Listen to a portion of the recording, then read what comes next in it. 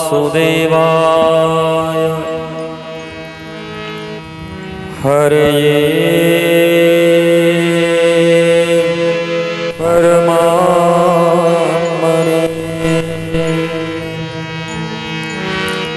प्रणतः क्लेश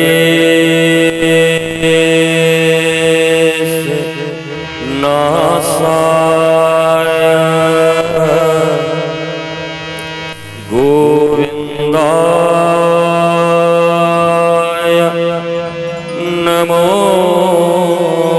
नमः।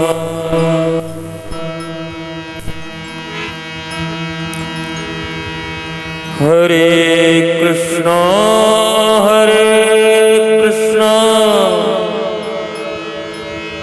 कृष्णा कृष्णा हरे हरे हरे राम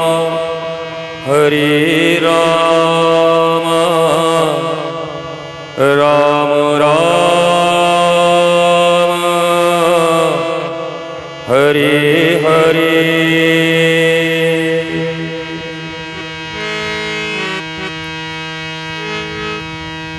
श्री राधा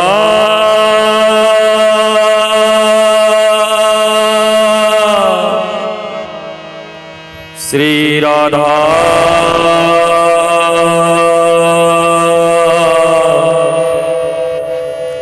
श्री राधा राधा श्री राधा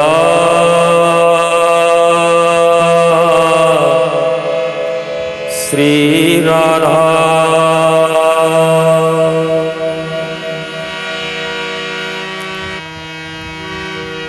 श्री राधे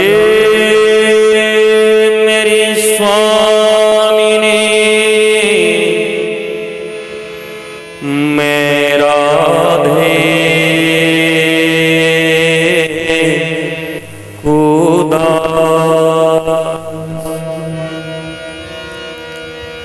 जन्म जन्म मोहे दीजियो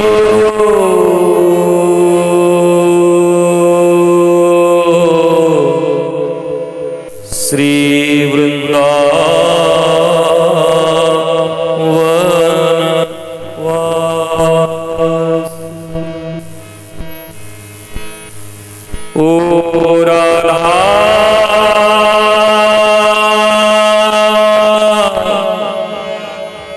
राधा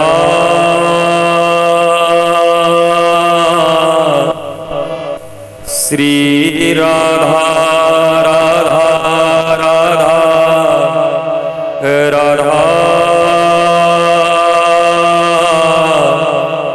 श्री राधा।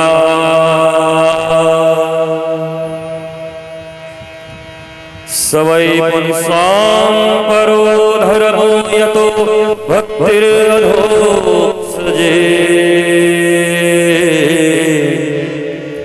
अहेतुक्याय प्रतिहता ययात्मा प्रसीदति।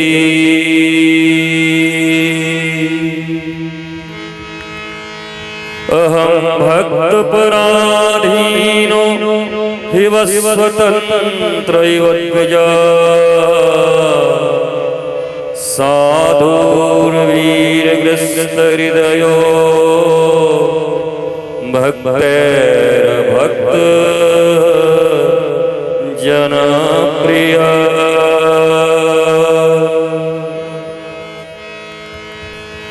धर्मं भजस्व सततं त्यज्य लोकधर्मान् सेवस्य साधु पुरुषान् यहि कामतृष्णा अन्यस्य दोषगुणचिन्तनमास मुक्त्वा सेवा कथारसमहो नितरां विबध्वम्।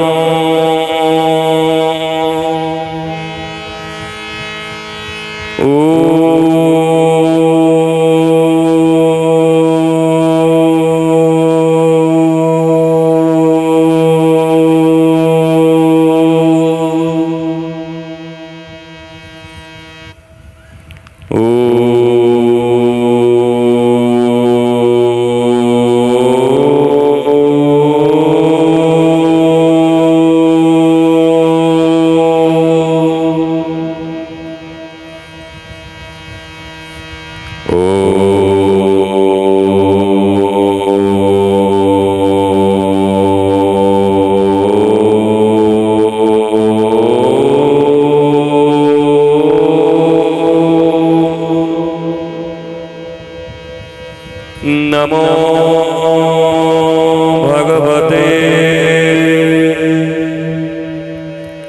वासुदेवाय।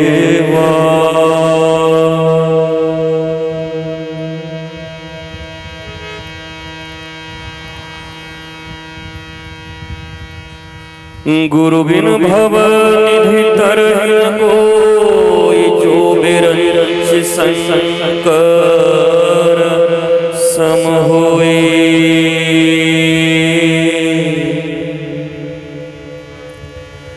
गुरु गोविंद दो खड़े काके लालो पाए।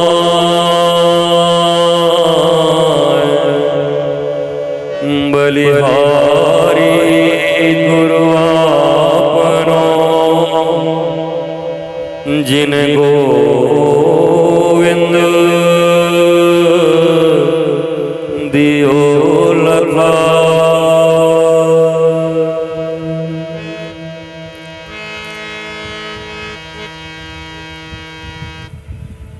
सदगुरु मेरा सूरमा, तकी तकी मारे तीर। लागे पन भागे नहीं, वाको नाम कबीर।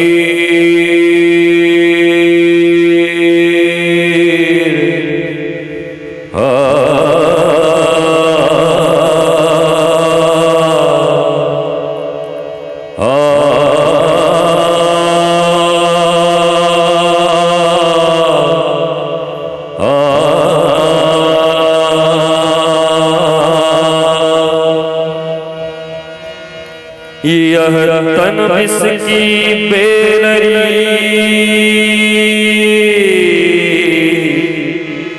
और गुरु अमृत की खान।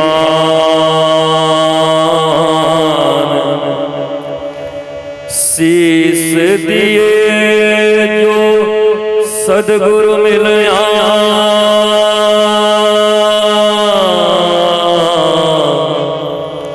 तो भी सस्ता जान, तो भी सस्ता जान, सस्ता जान।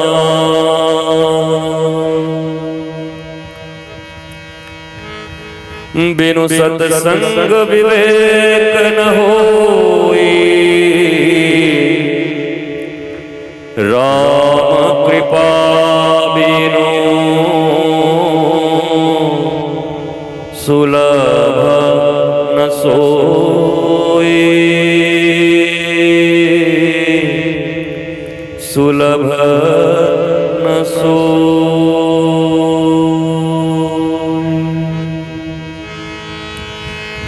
लाल देह लाली लसे,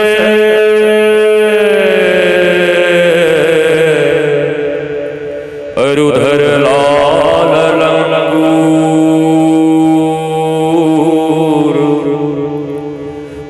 वज्र देह दानव दलना, जय जय जय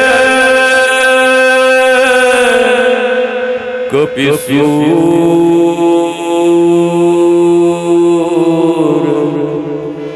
जय जय जय कपिसूर।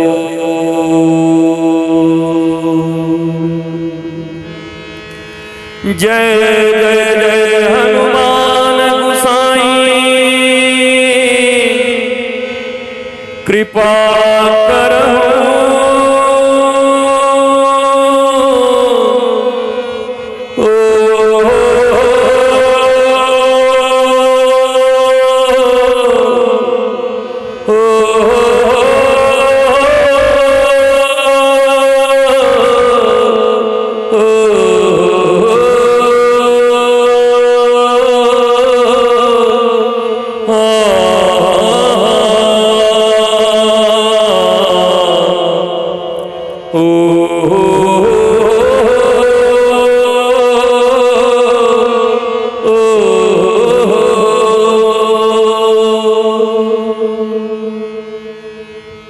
जय जय जय हर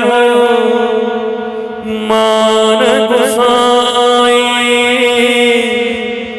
कृपा करो गुरुदेव की नाई गुरुदेव की नाई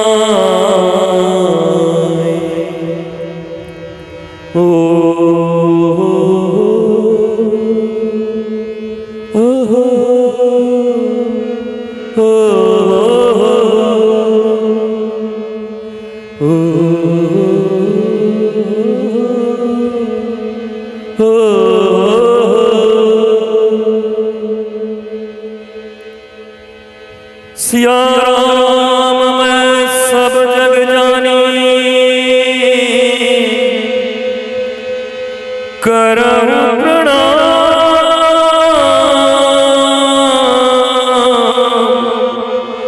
जोरी जुग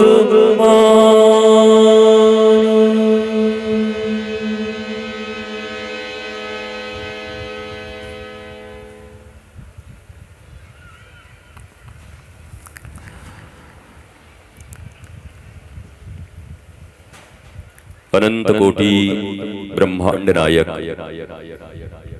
परात्पर परब्रह्म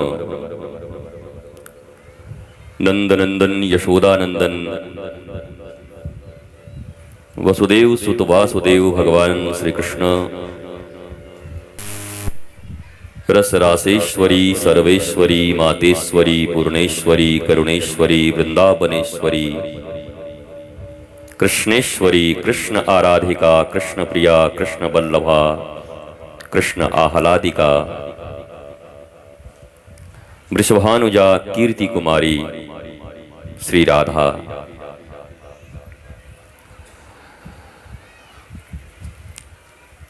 जगत के समस्त संत भक्त गुरु सद्गुरु सज्जन दुर्जन सबके भीतर समान रूप से व्याप्त भगवान श्री सीताराम और राधा कृष्ण का प्रत्यक्ष दर्शन करते हुए सबको प्रणाम निवेदित करता हूँ।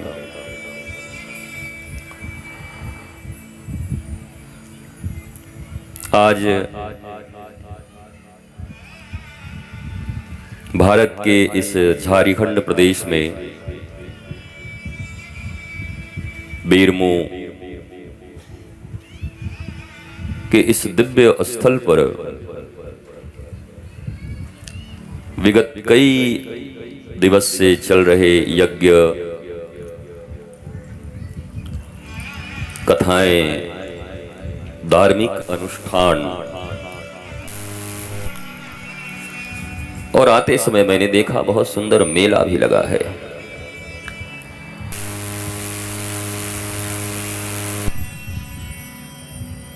तो ऐसे दिव्य आध्यात्मिक सामाजिक अनुष्ठान जो यहाँ की दिव्य समिति के द्वारा और हमारे अत्यंत प्रिय जो अभी भी सबके हृदयों में हैं गोलोक वासी साकेत वासी श्री राजेंद्र प्रसाद सिंह जी, जिनको मैं प्यार से राजू कहा करता था,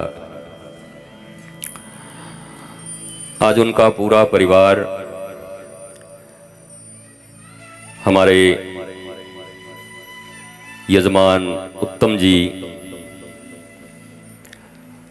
और बेरमो के समस्त जाति संप्रदाय इन सब से ऊपर उठे हुए एक परिवार भारतवासियों के रूप में सनातनियों के रूप में बैठे हुए समस्त जनता जनार्दन जो आज राम कथा का मर्म और विवेचना श्रवण करने के लिए बैठी है, यद्यपि ये मेरे लिए पहला अवसर होगा जब इतनी रात्रि में कहीं कथा कर रहा हूं, पर एक अद्भुत दिव्यता, आह्लाद, आप सब इस नगर के रहने वाले लोग जीवन में बहुत सारी कथाएं चलचित्र के माध्यम से, रामायण, महाभारत, कितनी धार्मिक फिल्में, नाटिका, लीलाएं और घर में आयोजित होने वाली कथाएं आप सबों ने सुनी होगी।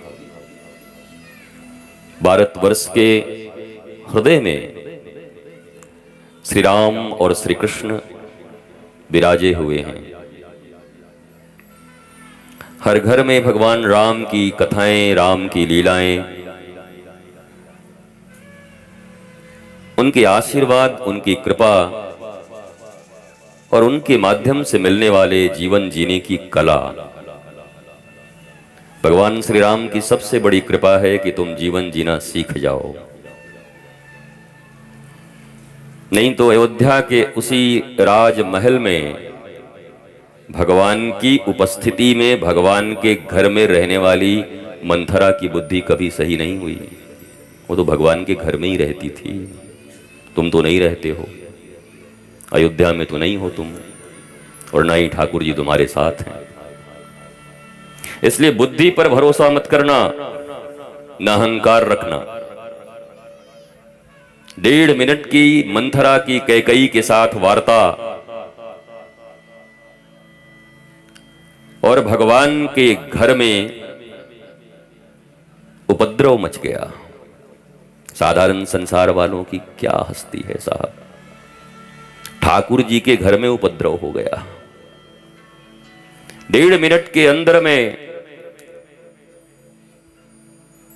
भगवान को वनवास, पति का स्वर्गवास, और जिस बेटे के लिए करती वो बेटा जमीन पे रहने के लायक भी नहीं रहा, वो भी गड्ढे खोद कर रहा 14 साल तक व्रत।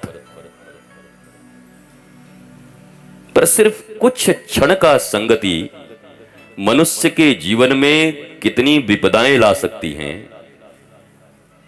रामचरितमानस की कथा ये सिखाती है। अगले 2 दिन ईश्वरीय इच्छा रही, हम भी रहे और आप भी रहे तो हम मिलते रहेंगे, और आते ही में काम तमाम हो जाए तो फिर आज ही विश्राम समझो। क्योंकि जिंदगी तो हर पल अंतिम पल है, अंतिम क्षण है। जो बरसों के कार्यक्रम बना के बैठे हैं वही रोते हैं। प्लस संत और साधारण मनुष्य में क्या अंतर है?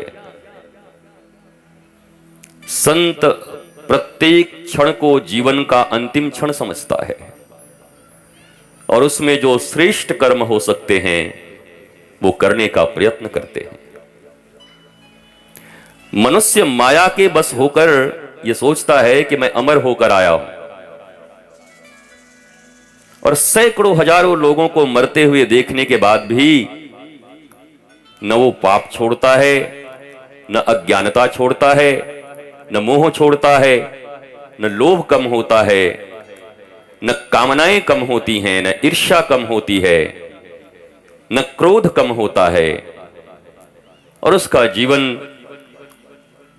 जमशेदपुर टाटा के स्टील की जो फैक्ट्री है, और वहां लोहे गलाए जाते हैं, मैं देखा तो नहीं, पर वहां जो लोग काम करते हैं उस भट्टी में जिस टेम्परेचर पर लोहे पिघल जाते हैं वहां खड़े होकर के मनुष्य काम करते हैं। कितनी तपस्या है।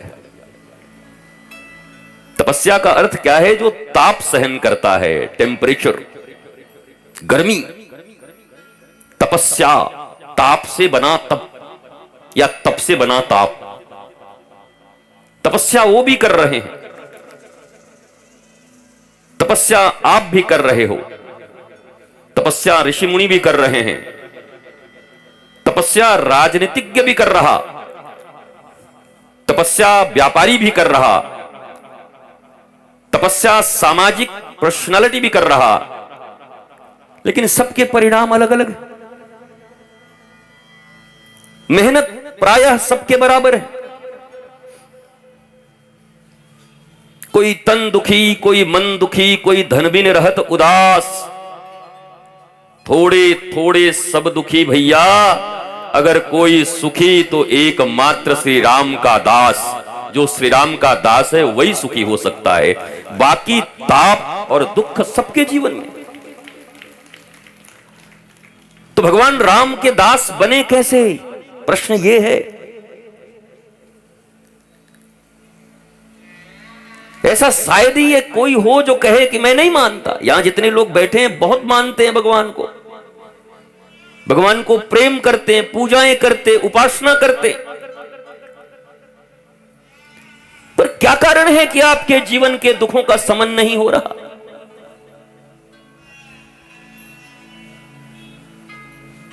हमारे ब्रज में रामायण की कथा तो बहुत छोटी सी सुनाई जाती है। एक राम एक रावणना, एक क्षत्रिय एक ब्राह्मणना, वाने वा की सिया चुराई, वाने वा को लंक जराई। बस इतनी सी बातन्ना और तुलसी ने लिख दियो पोथन्ना।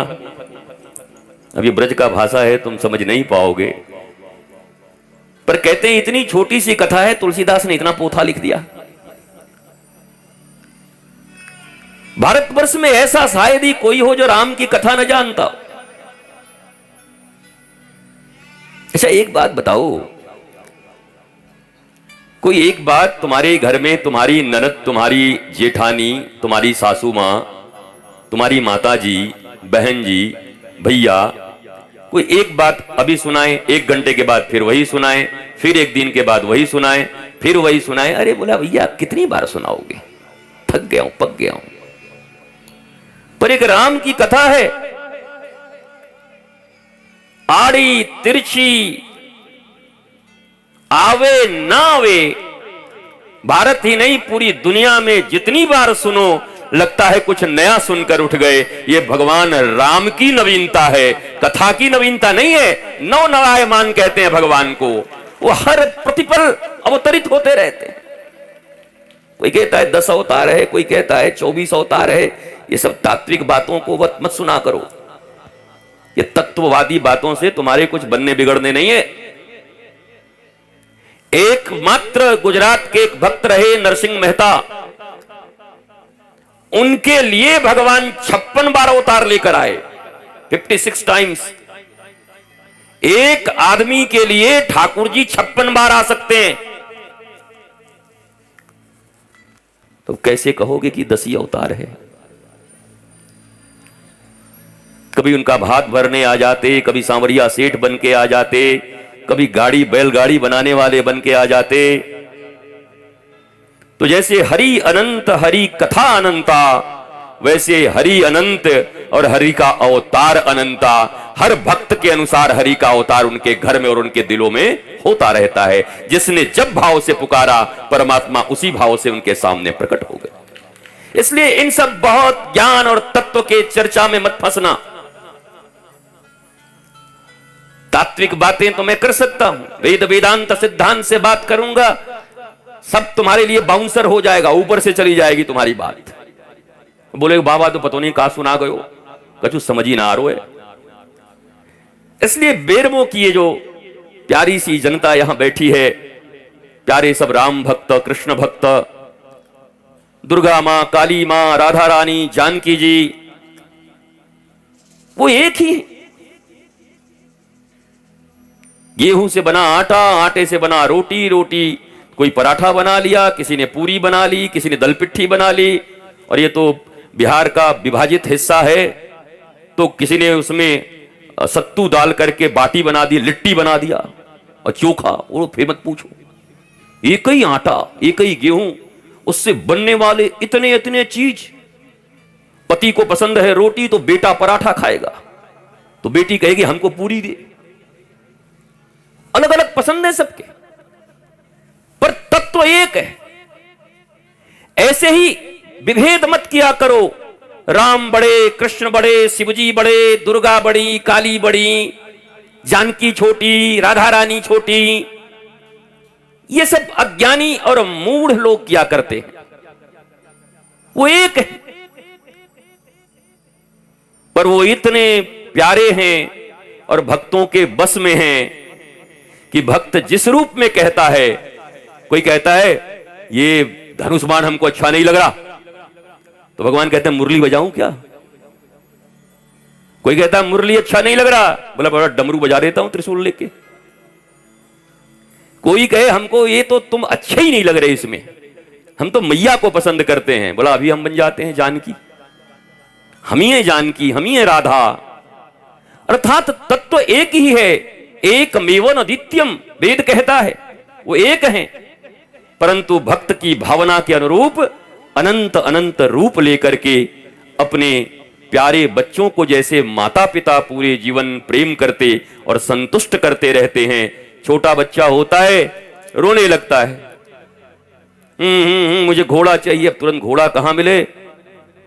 तो श्रीमती जी कहती हैं तब तुम ही हो जी, तुम ही बन जाओ। अब बेचारा बन भी जाता है, भले जज साहब हो बाहर में, पर घर में आदेश हो गया बच्चा रो रहा है तो घोड़ा बन जाएंगे जज साहब। अब बच्चा उस पर टकबक टकबक करके बैठेगा, पर जज साहब तो मनुष्य हैं, नेताजी मनुष्य हैं, परंतु अपने शिशु के प्रेम में, अपने बालक के प्रेम में नाना प्रकार के रूप बनाते रहते हैं। कभी वो छाती पे बैठ जाता है, मैं आपको पटक दूंगा, और कहते हैं वाह मेरा मुन्ना जीत गया मुझसे, वाह राजा बेटा जीत गया मुझसे। अब बताओ इतना बड़ा पिद्दा और इतने बड़े 6 फुट के आदमी को हरा पाएगा? पर पिता अपने पुत्र के अनुरूप, मां अपने संतान के अनुरूप बन जाने में ही उसको सुख प्राप्त होता है। ऐसे ही वो एक ईश्वर जिसको जिस रूप में पसंद आते हैं, तो कभी राधा रानी, कभी सीता जी, कभी राम जी, कभी महाराज कृष्ण भगवान, तो कभी लंबोदर गणेश जी बन के आ जाते हैं। अनंत रूप हैं उनके, भक्त जिस रूप में पुकारे भगवान उस रूप में आने को राजी हैं। यही रामचरितमानस से सीख लो बैठे बैठे। बाकी राम जी की कथा सब ठीक है, और रामानंद सागर के बाद और बचा भी क्या है? रामानंद सागर ने दिखा दिया है रामायण में। अब उसके बाद तो कोई सच्चा रामायण भी वाल्मीकि कहे तो कहीं बाबा जी को रामायण नहीं आता, बताओ। सीरियल में तो ऐसा नहीं था। अरे माई, सीरियल इंटरटेनमेंट के लिए बनता है, इंटरटेनमेंट, मनोरंजन।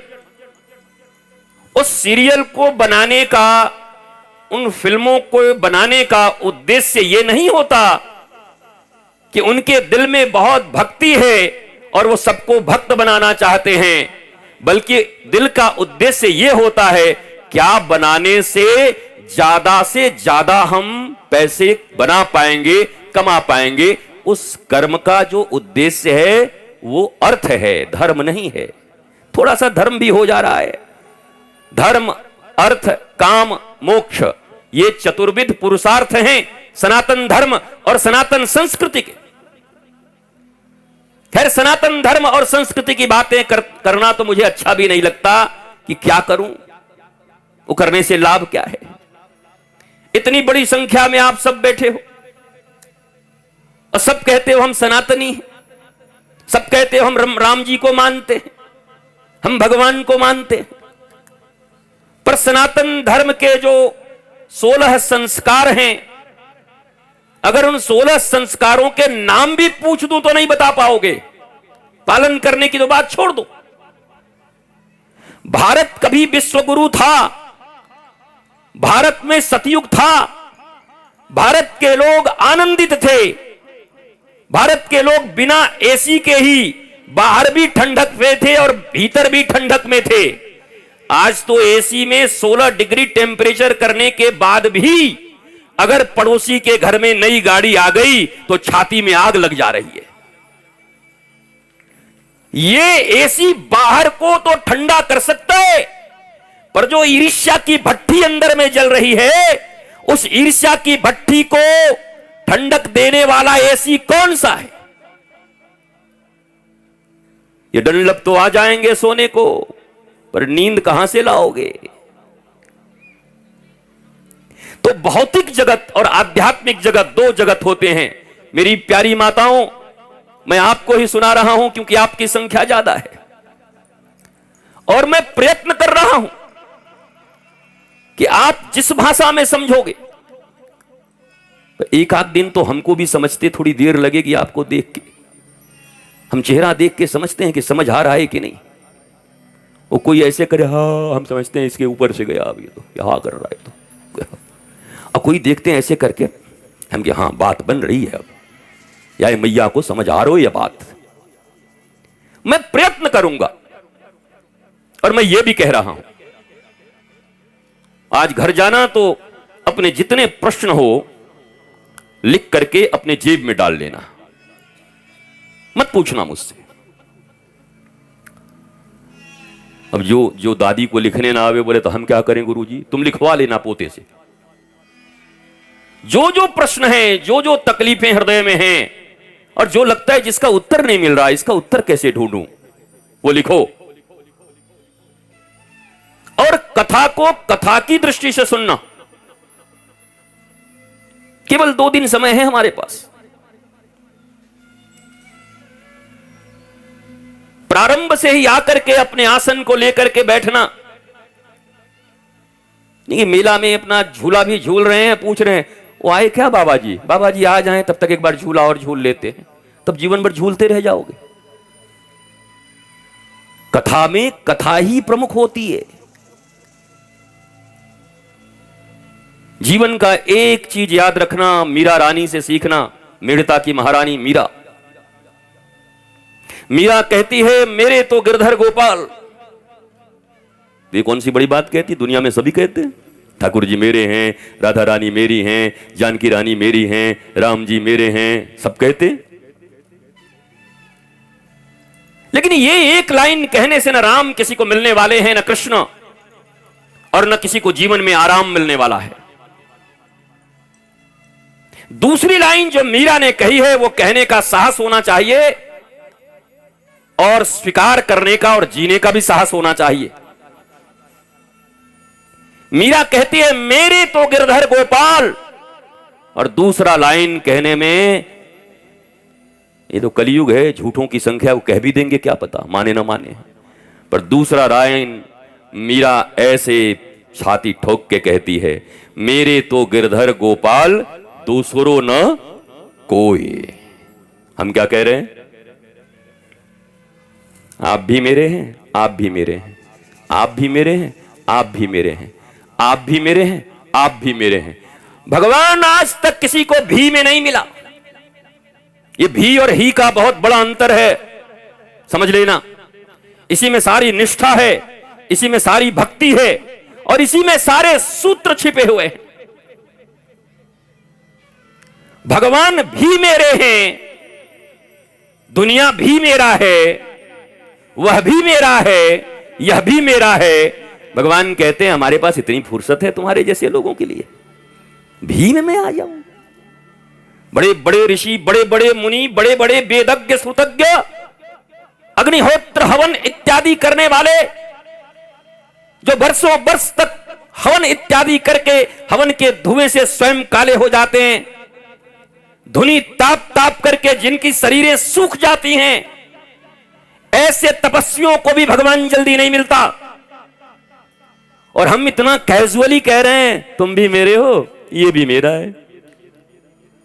भगवान के द्वार पर जाकर, गुरु के द्वार पर जाकर कभी कोई आज तक ये कहने वाला जल्दी नहीं मिलता कि मैं तुम्हारे लिए आया हूं, तुम मेरे हो। महाभारत का युद्ध इस बात का प्रमाण है। दुर्योधन गया और लाखों सैनिकों को मांग कर ले आया, बड़े बड़े ब्रह्मोस और तेजस मिसाइल राफेल लेके आ गया, और चिनुक सब कृष्ण जी से मांग के ले आया। राफेल भी दे दो, चिनुक भी दे दो, हमें लड़ना है, पांडवों को हराना है।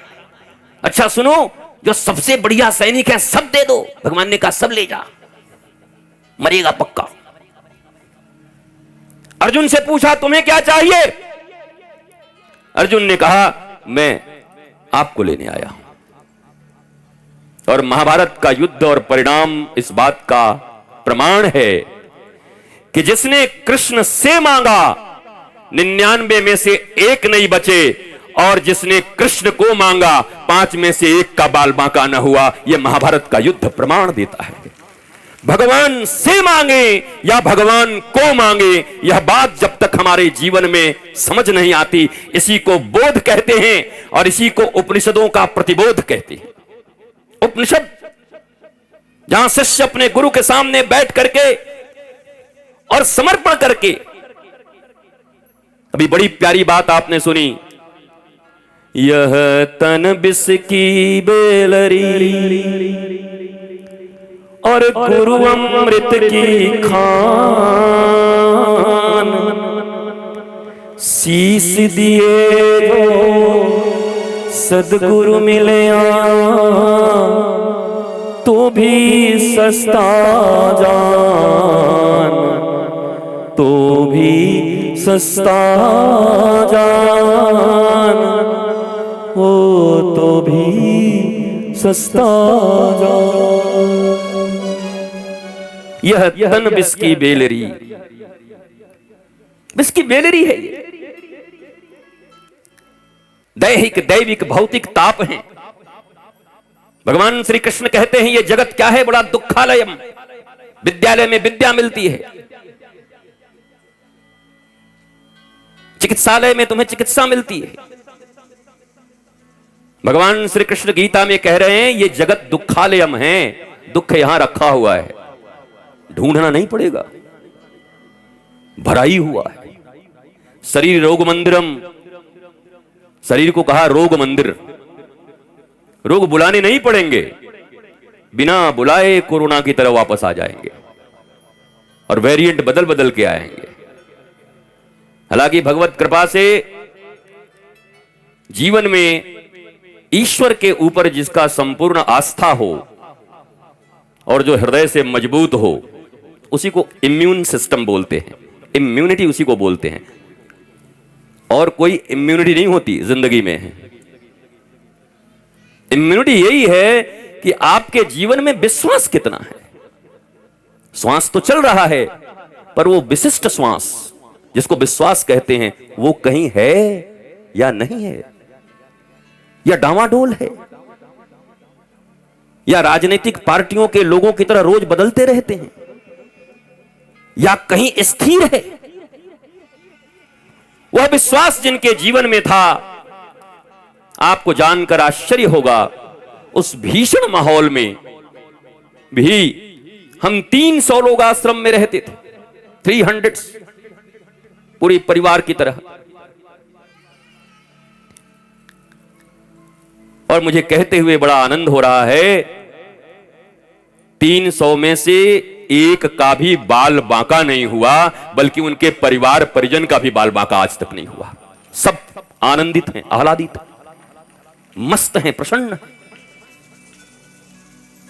उनका काम था प्रातः उठ करके वृंदावन से प्रवाहित हो रही गुरुदेव भगवान की कथा चल रही थी, अकेले वृक्ष के नीचे बैठ करके 6-6 घंटा मैं बोलता रहता था उन जमाने में।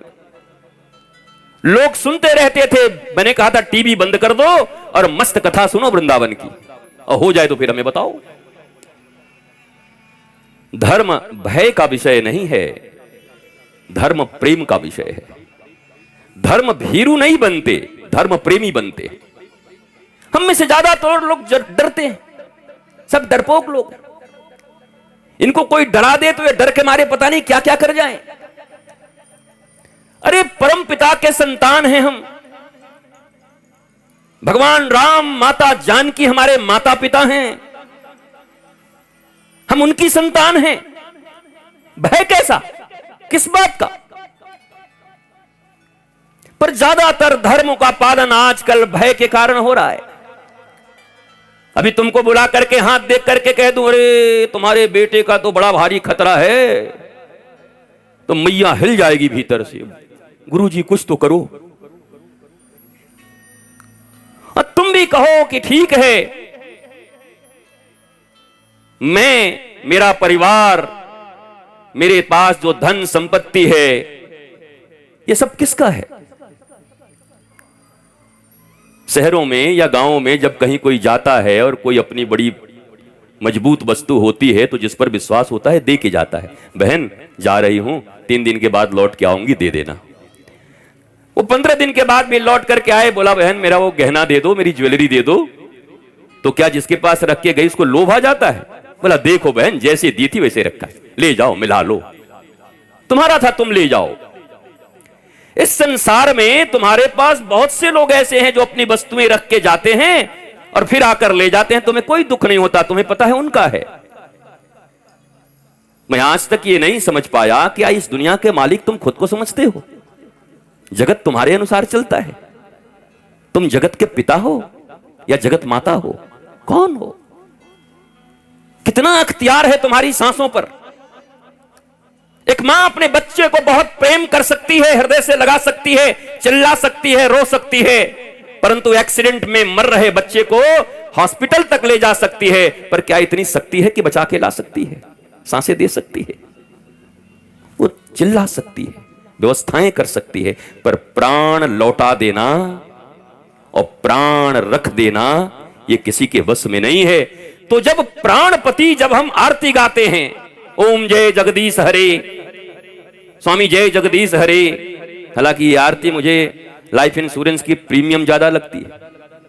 एक एक लाइन सुनोगे तो लगा प्रीमियम भर रहे हैं और माल मांग रहे हैं कि ठाकुर जी इतना प्रीमियम दे रहे हैं, 10 साल में इतना लौटा देना। हाँ, एक बार भी नहीं कह रहे कि हम तुमको प्रेम करते हैं, I love you Thakur ji, मैं तुमको बहुत प्रेम करता हूं, कुछ नहीं चाहिए। हमारे वृंदावन में बांके बिहारी में एक बाबा की लंगोटी भी फटी हुई थी।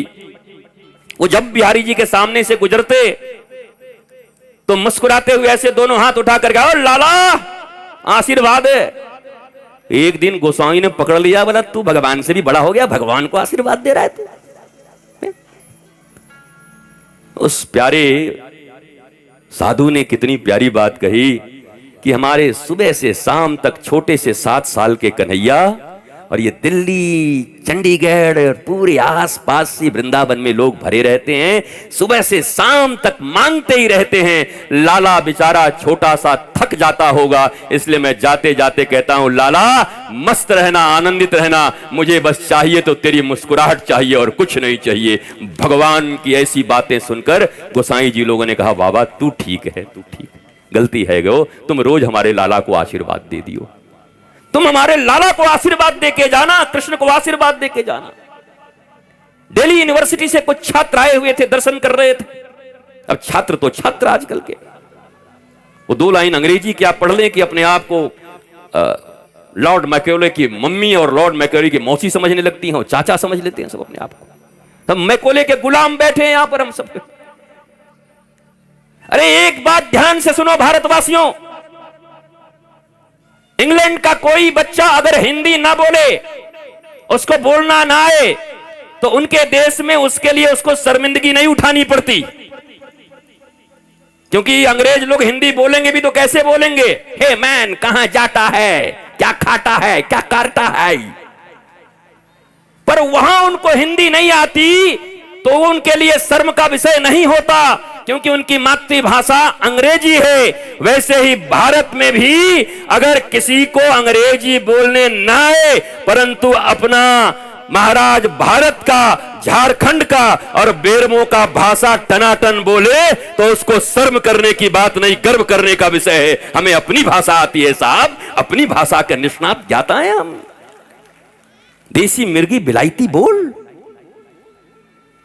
केवल 9 देशों में इंग्लिश बोली जाती है, मात्र 9 देशों, उसको ग्लोबल लैंग्वेज घोषित कर दिया है, ग्लोबल लैंग्वेज। जापान अपनी भाषा में बात करता है, चाइना अपनी भाषा में बात करता है, स्पेन अपनी भाषा में बात करता है, जर्मन अपनी भाषा में बात करता है, फ्रांस अपनी भाषा में बात करता है, और ये दुनिया के सबसे समृद्ध कंट्री हैं। इनका लिटरेसी, इनकी इकोनॉमी, ये सब इतने हायर हैं, इतने ऊंचे हैं, पर ये इंग्लिश नहीं बोलते, अपनी भाषा बोलते। इन भारतीयों के भेजे में क्या घुस गया है कि 2 लाइन कोई अंग्रेजी बोले तो सामने खड़ा हुआ आदमी उसको ऐसे देखता है कि जैसे साहब आ गए, घूसखोर आदमी है, काहे को इतना ऐसे देख रहे हो। तुम्हारे पिता जो धोती और कुर्ता पहन करके, गमछा बांध करके, खेतों में किसानी करके तुम्हारा अन्न से पेट भरते हैं, तुम्हारी मैया जो एक धोती पहन करके तुम्हें पालती है, इस दुनिया में अगर तुम्हारे लिए कोई सबसे बड़ा हीरो और हीरोइन होगा तो तुम्हारे माता और पिता हो सकते हैं। कोई आलिया फालिया भट्ट फट्ट नहीं हो सकता, माता पिता हो सकते हैं। माता पिता की तस्वीरें लगाओ। आलिया भट्ट से पूछा किसी ने, पत्रकार ने, कि भारत के प्रधानमंत्री का नाम बताओ। बोले पृथ्वीराज चौहान। बताओ, इसकी बुद्धि देखो। उसकी तस्वीरें लगा लगा के हमारे बच्चे बैठे, भारत के नौजवान। बोलो, ये गुलामी किसने भरी आपके भीतर में? अंग्रेजी जानना बुरी बात नहीं है। I know English, I can speak.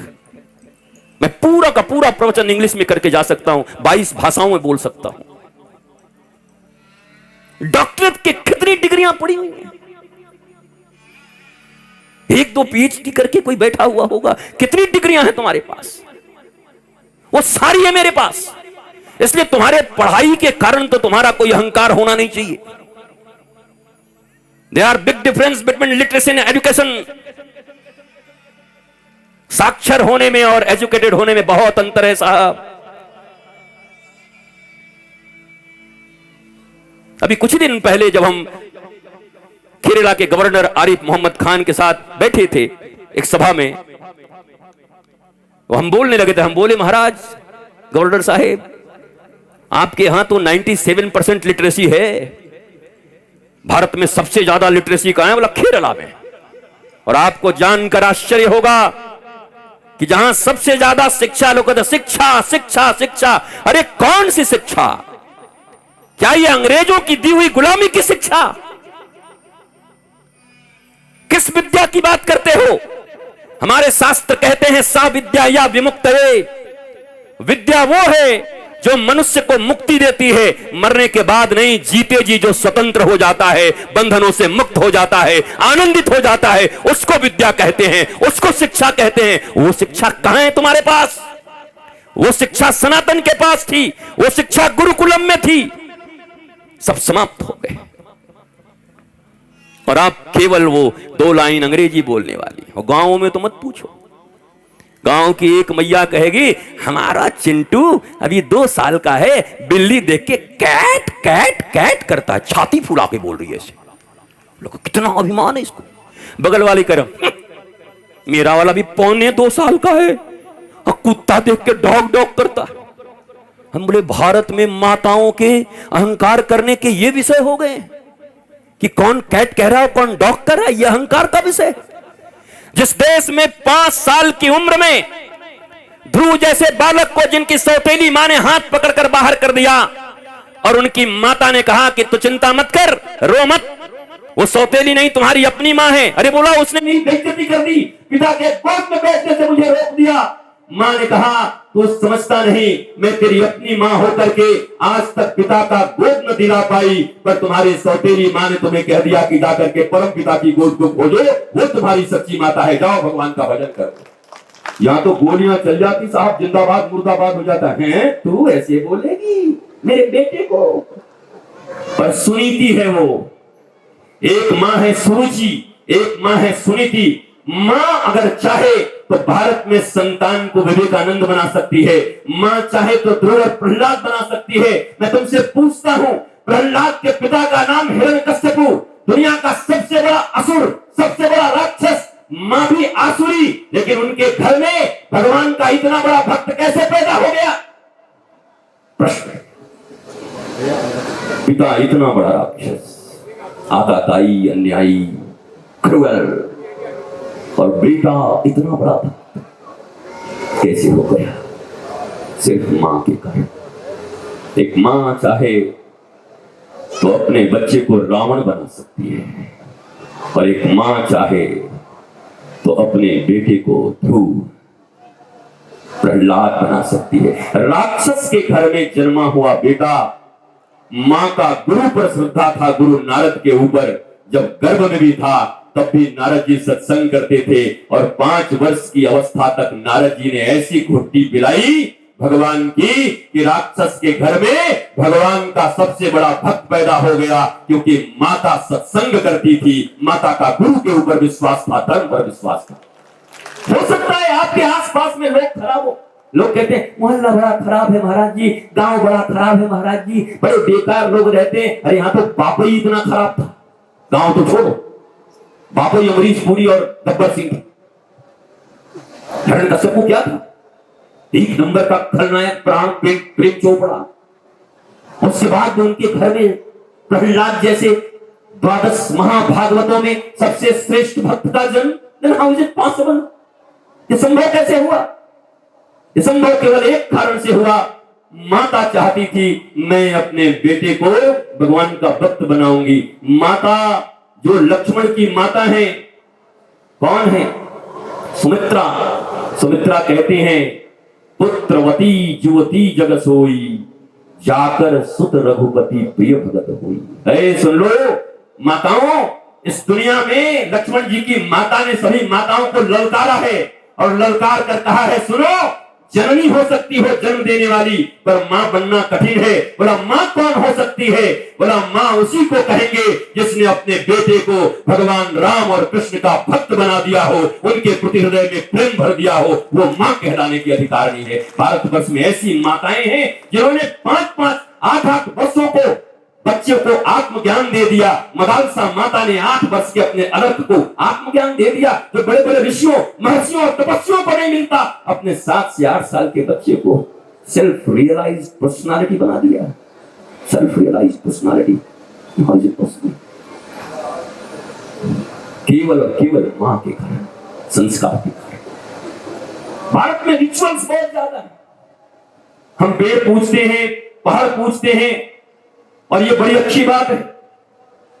ये संसार वाले बिस्लरी के बोतल ले लेके आजकल सेमिनार कर रहे हैं, save tiger, save tree, save earth. अरे सब तो खा गए तुम, टाइगर खा गए तुम, अर्थ खा गए तुम, पॉल्यूशन के प्रदाता तुम। बिस्लरी का बोतल लेके 500 एसी चलाकर और सारे घुसखोर बैठकर कह रहे हैं सेव टाइगर, और टाइगर के चमड़े यही बेच रहे हैं। ये बचाएंगे? ये कैसे बचाएंगे?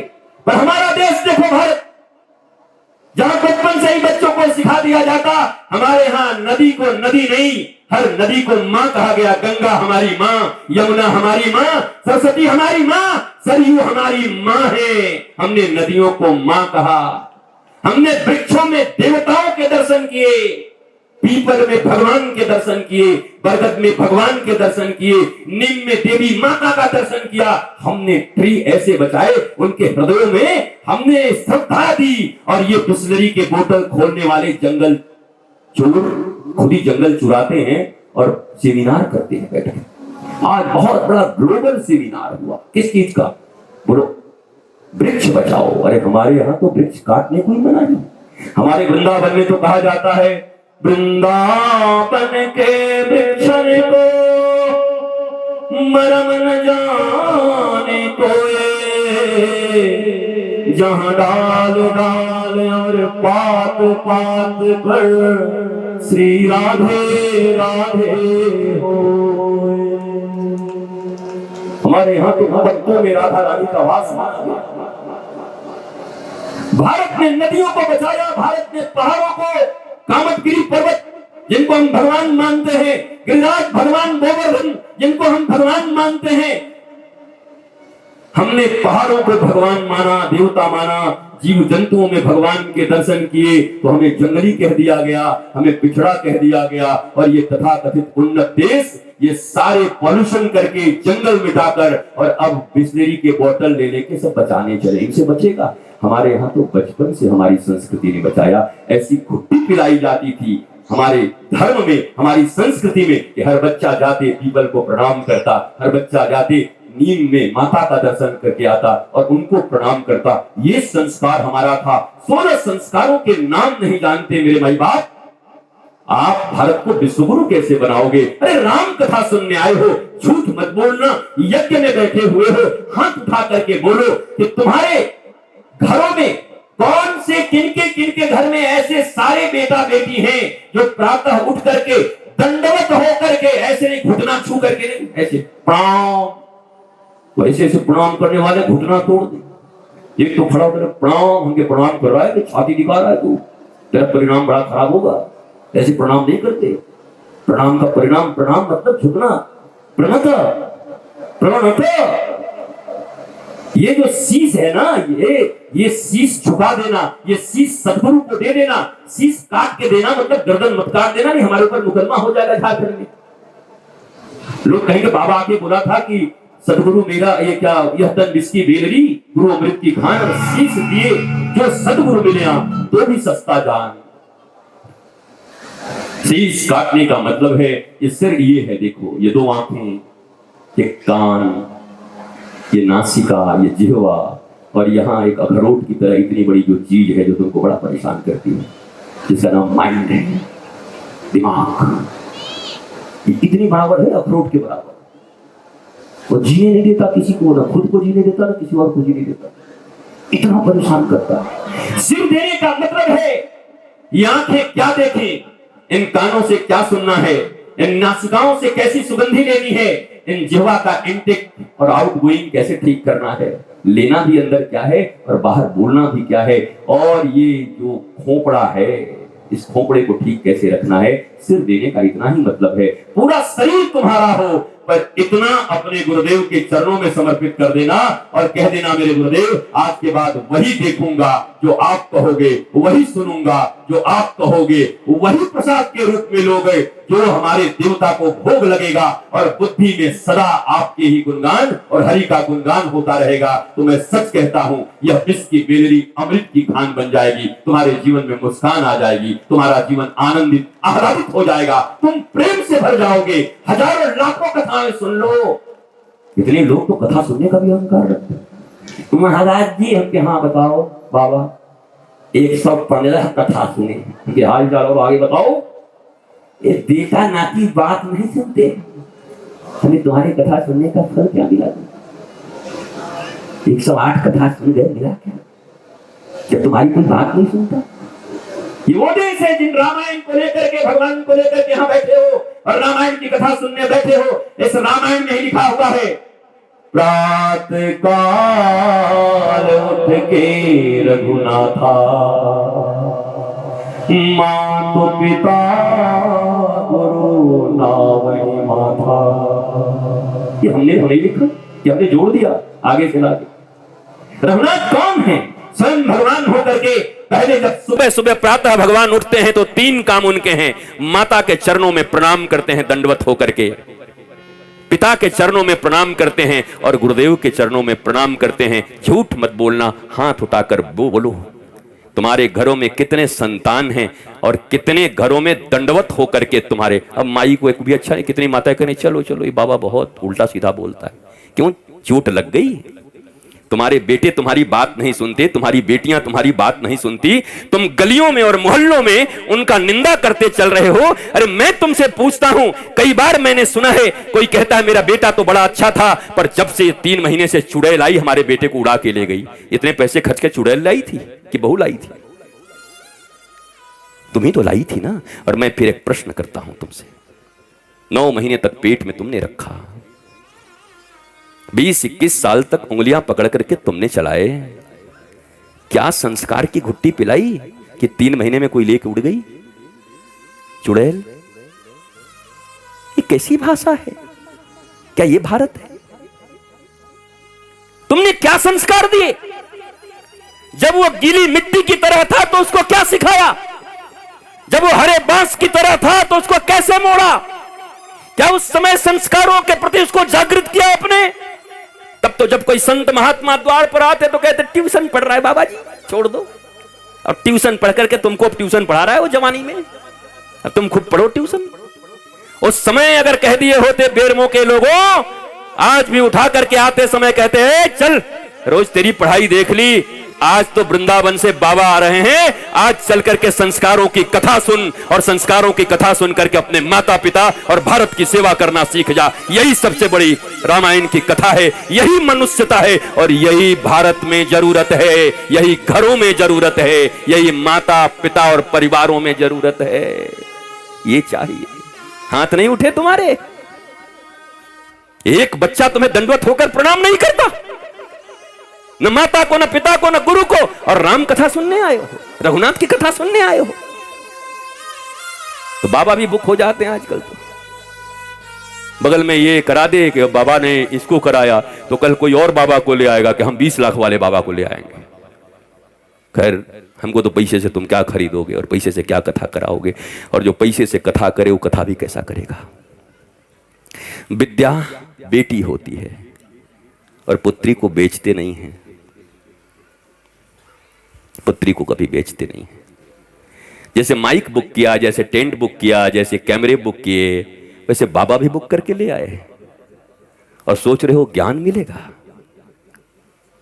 अहंकार इसी का है दुनिया में, यही अहंकार चल रहे हैं। उसने वो लाया तो हम इसको लाएंगे, सुनना नहीं है। प्रातःकाल उठ के रघुनाथा, माँ तो पिता गुरु ना वही माँ था। और हमारे यहाँ क्या चल रहा है? प्रातःकाल उठ के अनाथा, मोबाइल में मार ही माथा। वहां प्रातःकाल उठ के रघुनाथा, माँ तो पिता गुरु ना वही माथा, और ये अनाथ सुबह सुबह उठ करके मोबाइल में ऐसे करके देखे, तो लाल लाल से आया हुआ है, उसमें लव यू आया हुआ है, थोड़ी देर में हेट यू आएगा, और शाम को आएगा आई किल यू। तुम्हारी बुद्धि हरी हो जाएगी इतने में। Love you, leave you, kill you, मरोगे ऐसे ही, पूरी जिंदगी मर रहे हो उसमें। मोबाइल में जिंदगी घुस गई है। मोबाइल अच्छी चीज है, उसमें अच्छी चीजें भी हैं, उसका प्रयोग करना सीखो। और गंदी तो इतनी है कि पूरी संस्कृति तुम्हारी खत्म हो जाए। इतनी न्यूडिटी है कि एक दिन में भारत का विनाश हो सकता है। तुम्हारे बच्चों के हाथ में, माँ अपने बच्चों को ठीक से पाल नहीं पाती तो मोबाइल हाथ में दे रही है। आप थोड़ी लज्जा करो, शर्म करो। अपने ही हाथों अपने बच्चों का गला घोंट रहे हो। और कितनी माताएं, महाराज जी अभी 2.5 साल का है, यूट्यूब खोल लेता है, कुछ और भी ना खोल ले, देख लेना, बुद्धि तुम्हारी हरी हो जाएगी कुछ दिन के बाद। यूट्यूब खोल ले रहा, और यूट्यूब खोल ले रहा। जिस समय में दादी और नानियों की कथा उसे सुने, एक ध्रुव था, एक प्रहलाद था, एक मीरा थी। राम जी को रावण ने ऐसे ऐसे बोला, राम जी ने अपनी सत्य नहीं छोड़ा, निष्ठा नहीं छोड़ी, रघुकुल रीत सदा चली आई। ये सुनने का जो उम्र था, वो कह रहे यूट्यूब खोल रहा है। कमाल है। स्पाइडर मैन खेल रहा है, खुद मैन बन नहीं पाया बढ़िया से जीवन में, जानवर बन जाएगा। स्पाइडर मैन देख रहा है, बैटमैन, स्पाइडर मैन, ऐसे नहीं होगा। अब तो भगवानों को भी कार्टून बना दिया। Hanuman ji cartoon show, Hanuman ji cartoon, cartoon तुम्हारा बाप। हनुमान जी कार्टून नहीं है, हनुमान जी महापुरुष हैं, हनुमान जी भगवान के अवतार हैं, साक्षात शिव हैं, कार्टून नहीं है। वो कार्टून हो गए हनुमान जी, हनुमाना कार्टून। भारतीयों की बुद्धि इतनी दूषित हो गई।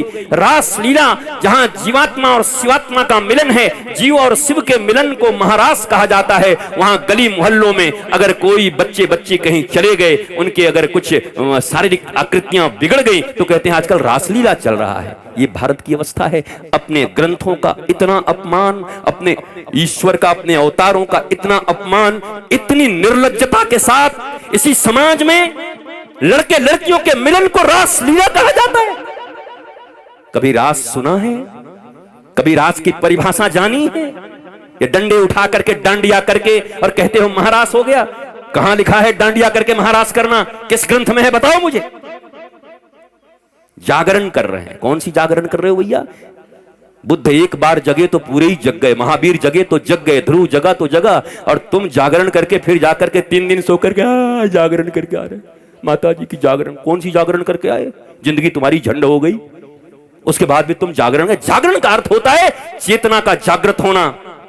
जागरण का अर्थ होता है अज्ञानता का विनाश होना। बी नॉलेजफुल, नॉलेजफुल बनो। धर्म का अर्थ है ज्ञान तुम्हारे भीतर आए। अज्ञानता तुम्हें बार बार रुलाएगी। कितनी भी पूजाएं कर लो, पाठ कर लो, यज्ञ कर लो, हवन कर लो, पर जीवन में रावण की तरह ज्ञानी रहोगे तो 1 लाख पूत 1.25 लाख नाती, ता रावण घर दिया न बाती। रावण से ज्यादा कोई वेदज्ञ नहीं था, कोई श्रुतज्ञ नहीं था, कोई भी रावण से ज्यादा हवन करने वाला नहीं था। उसके बाद भी घर में एक बालक बालिका नहीं बचे, खुद भी नहीं बचा, नाश हो गया। क्यों? पूजा करने का तो परिणाम अच्छा होना चाहिए ना। पर रावण को पूजा ले डूबी, रावण की उपासना ले डूबी उसे। ये जरूरी है, पर इसमें एक ही निष्ठा की जरूरत है, प्रेम करो ईश्वर से, डरो मत। मैंने कई बार देखा, नवरात्रा में लोग पूजा रखते हैं, कहते हैं पूजा में गड़बड़ी हुआ ना तो दुकान में आग लग जाएगी, दुर्गा जी का सब काम खत्म हो गया है, अब वो आग लेकर के इनके दुकान में आग लगाने आएंगी, उनका और कुछ काम नहीं है। कमाल करते हो यार, अज्ञानियों की तरह बात करते हो। अरे किसी संत से पूछो, किसी ऐसे वेदज्ञ श्रुतज्ञ जिन्होंने पढ़ा हो अपने गुरु परंपरा से, उनके पास जाओ। 4 महीने तक ये हारमोनियम तबले लेकर के और 1.5 महीने में हमारे यहां भी भागवत कहने की ट्रेनिंग होती है। आ जाओ वृंदावन में, तुम्हें भी भागवती बना दूंगा और 2 हारमोनियम और 1 तबला दे दूंगा। उसके बाद देश भर में कमाओ खाओ, हो गया तुम्हारी जिंदगी। न तुम्हारी जिंदगी बनेगी, अंधा गुरु बहरा चेला, मांगे गुड़ तो देवे ढेला। दोनों को नरक में भी ठेलम ठेला, नरक में भी जाओगे तो ठेलम ठेला होगा। गुरु का अर्थ होता है ज्ञान, गुरु का अर्थ होता है जो तुम्हें अंधकार से प्रकाश की ओर ले जाए। गुरु का अर्थ होता है तुम्हारे भीतर में जिन प्रश्नों का उत्तर आज तक तुम्हें नहीं मिला, उन प्रश्नों को सहजता के साथ, मित्रता के साथ, हंसाते हुए, आनंदित करते हुए रसगुल्ले खिला के ज्ञान दे दे तुम्हें, फल खिला के ज्ञान दे दे तुम्हें। उनको सदगुरु कहते हैं। गुरु और सदगुरु में बड़ा अंतर है। गुरु का अर्थ इतना ही है जो तुम्हें मार्ग बता दे। मान लो अगर कोई बेरमो में आकर के पूछे भैया, अब कोई कह दे बाएं तरफ, तो गुरु तो वो भी हो गया, ठेका का रास्ता बता दिया। और वो ठेका में गया पी के मुझको यारों, ये कैसा गुरु था, परिवार बर्बाद करा दिया। जिसने राह बता दिया वो गुरु है, पर जिसने राम और कृष्ण का राह बता दिया वो सदगुरु है। इसलिए गुरु हजारों हो सकते हैं, पर सदगुरु कभी कभी पृथ्वी पर आता है, जो केवल राम और कृष्ण से तुम्हें जोड़ता है, जो तुम्हें सत्य से जोड़ता है। राम और कृष्ण से जोड़ने का मतलब है आराम। जीवन में जिसने कह दिया जिसको चाहिए आराम, उसको कहना होगा आओ राम, आओ राम, मेरे जीवन में आओ राम। उसके जीवन में आराम ही आराम, नहीं तो हराम है जीवन। याद रख लेना, जिनके जीवन में राम है। पर रामो विग्रहवान धर्म, श्रीमद् वाल्मीकि रामायण कहती है कि राम चलते हुए धर्म है। जब स्वयं भगवान हो पृथ्वी पर और स्वयं सदगुरु चल रहे हो तो उन्हें धर्म की भाषा पढ़ाई नहीं जाती, उनको चलता हुआ धर्म माना जाता है। वो चलते हुए धर्म है। राम को धर्म सिखाने का प्रयत्न जो करे वो राक्षस है, क्योंकि राम तो चलते हुए मूर्त धर्म है। इसलिए जब अर्जुन को समझ में नहीं आया, अर्जुन कंफ्यूजन में था, मैं क्या करूं, मैं लड़ूं कि नहीं लड़ूं, मेरे दादाजी हैं, मेरे गुरुजी हैं, मेरे फलाने जी हैं, मेरे अपने लोग हैं, मुझे नहीं लड़ना, मुझे नहीं जाना, मुझे धन के लिए लड़ाई नहीं करना। कृष्ण जी ने कहा तुम्हें करना पड़ेगा। आज के युग में ऐसा कोई मिले तो बोले बताओ, चेला इतना बढ़िया है, बेचारा लड़ना नहीं चाहता, ये गुरु बड़ा बेकार आदमी है, ये लड़वा रहा है। कृष्णम वंदे जगत गुरु। अर्जुन लड़ना नहीं चाहता, कृष्ण कह रहे युद्ध करो। जबकि बाबाओं को माना जाता है कि भाई बाबा जी हैं तो आप शांति प्रदान करिए, हमारे कृष्ण ऐसे बाबा हैं, बोला युद्ध कर। वो अर्जुन समझता ही नहीं था कुछ भी दिखाए, क्योंकि अर्जुन की एक तकलीफ थी, वो ममेरे फुफेरे भाई थे तो ज्यादा समझता नहीं था, ज्यादा क्लोज हो गया था। अति परिचय अवज्ञात। कभी कभी जब अति परिचय हो जाता है ना, तो तुम महापुरुष को नहीं पहचान पाते, तुम भगवान को भी नहीं पहचान पाते, तुम गुरु को भी नहीं पहचान पाते। अति परिचय बड़ा तकलीफ भी दे देता है, पहचानता ही नहीं था। अंत में अर्जुन ने कहा एक बात बोलूं? बोला हाँ बोलूं। बोला शिष्यस्ते हम साधिमाम त्वाम प्रपन्नम। न तुम भगवान बनो मेरे लिए, न तुम फुफेरे और मेरे भाई बनो, न मैं तुम्हारा जीजा बनो और तुम साले बनो। एक काम कर दो। क्या? बोला मैं तुम्हारा शिष्य बन जाता हूं, तुम गुरु बन जाओ कृष्ण। क्योंकि अगर मुझे समझना है तो गुरु के द्वारा ही समझना होगा। भगवान के रूप में मैं तुम्हारी बातें नहीं समझ पा रहा हूं। तब श्री कृष्ण ने अर्जुन को अपना शिष्य बनाया। गीता तो ये कहती है, तुमने तो पढ़ा है नहीं कभी। गीता में अर्जुन शिष्य बने और अंत में भगवान ने कह दिया सुन, तेरी समझ में बात नहीं आएगी, मैं समझाते जा रहा हूं तो उल्टा करते जा रहा है। अब एक अंतिम बात कह रहा हूं। बोला हाँ प्रभु, 3-4 बात मुझे समझ में नहीं आ रही, एक फाइनल बात बोलो, क्या मानना? गुरुजी एक बात जो कहोगे मान जाऊंगा, वचन दे रहा हूं। तो भगवान ने 18वें अध्याय में कहा सर्वधर्मान परित्यज्य माम एकम शरणम व्रज अहम त्वा सर्व पापेभ्यो मोक्षयिष्यामि मा शुचा। ऐ सुन, अब एक बात केवल सुन, सर्वधर्मान परित्यज्यम, जितने भी धर्म है दुनिया के, जितनी भी ड्यूटीज है, सबका परित्याग कर और मेरी शरण में आ। जिंदगी में कोई भी पाप तुझसे होने वाला होगा तो उस पाप से रक्षा का और तुझे आनंदित रखने का वचन तेरा गुरु श्री कृष्ण कृष्णम वंदे जगत गुरुम दे रहा है। और अर्जुन आकर के समर्पित हो गए, फिर पूछने की जरूरत ही नहीं पड़ी। समर्पण बड़ी चीज है, तुम समर्पण नहीं करते, तुम आधे अधूरे हो। इस दिल के टुकड़े 1000 हुए, कुछ यहां गिरा कुछ वहां गिरा। तुम किसी के हो ही नहीं, किसी के बनो तो अच्छे से। तुम तो थोड़ा थोड़ा मान रहे हो, इतना इतना मान रहे, इतना सा। मानो तो पूरा मानो, फॉलो करो तो पूरा फॉलो करो।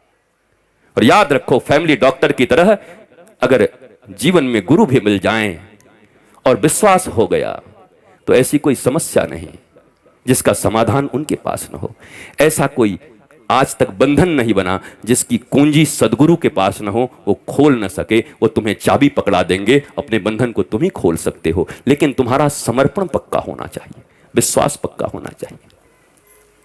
दशरथ जी के जीवन में कष्ट आया। सुनो, राम जी के पिताजी के जीवन में इतना बड़ा कष्ट आया। एक बार भूपति मन माही, भयो गलानी मोरे सुत नाही। ग्लानी हो, इन्फीरियरिटी, ओ मैं बुढ़ा हो गया, मुझे पुत्र नहीं हुआ, मेरी जिंदगी बेकार हो गई। अब ध्यान देना बेरमो के लोगों, जब दशरथ जी के जीवन में दुख उपस्थित हुआ, कष्ट उपस्थित हुआ, तकलीफ आई, तो एक बार भूपति मन माही, भयो गलानी मोरे सुत नाही। तो क्या किए? मौसा घर गयो महिपाला, फूफा घर गयो महिपाला, दोस्त के घर में गयो महिपाला, मंत्री जी के घर में गयो महिपाला, मुख्यमंत्री के घर में गयो महिपाला। कहां गए? एक बार भूपति मन माही, भय गलानी मोरे सुत नाही। तो दुनिया में कोई याद नहीं आया। और दशरथ जी क्या किए? गुरु गृह गया तुरत महिपाला, गुरु गृह गया तुरत महिपाला। चरण लागी करे विनय विशाला,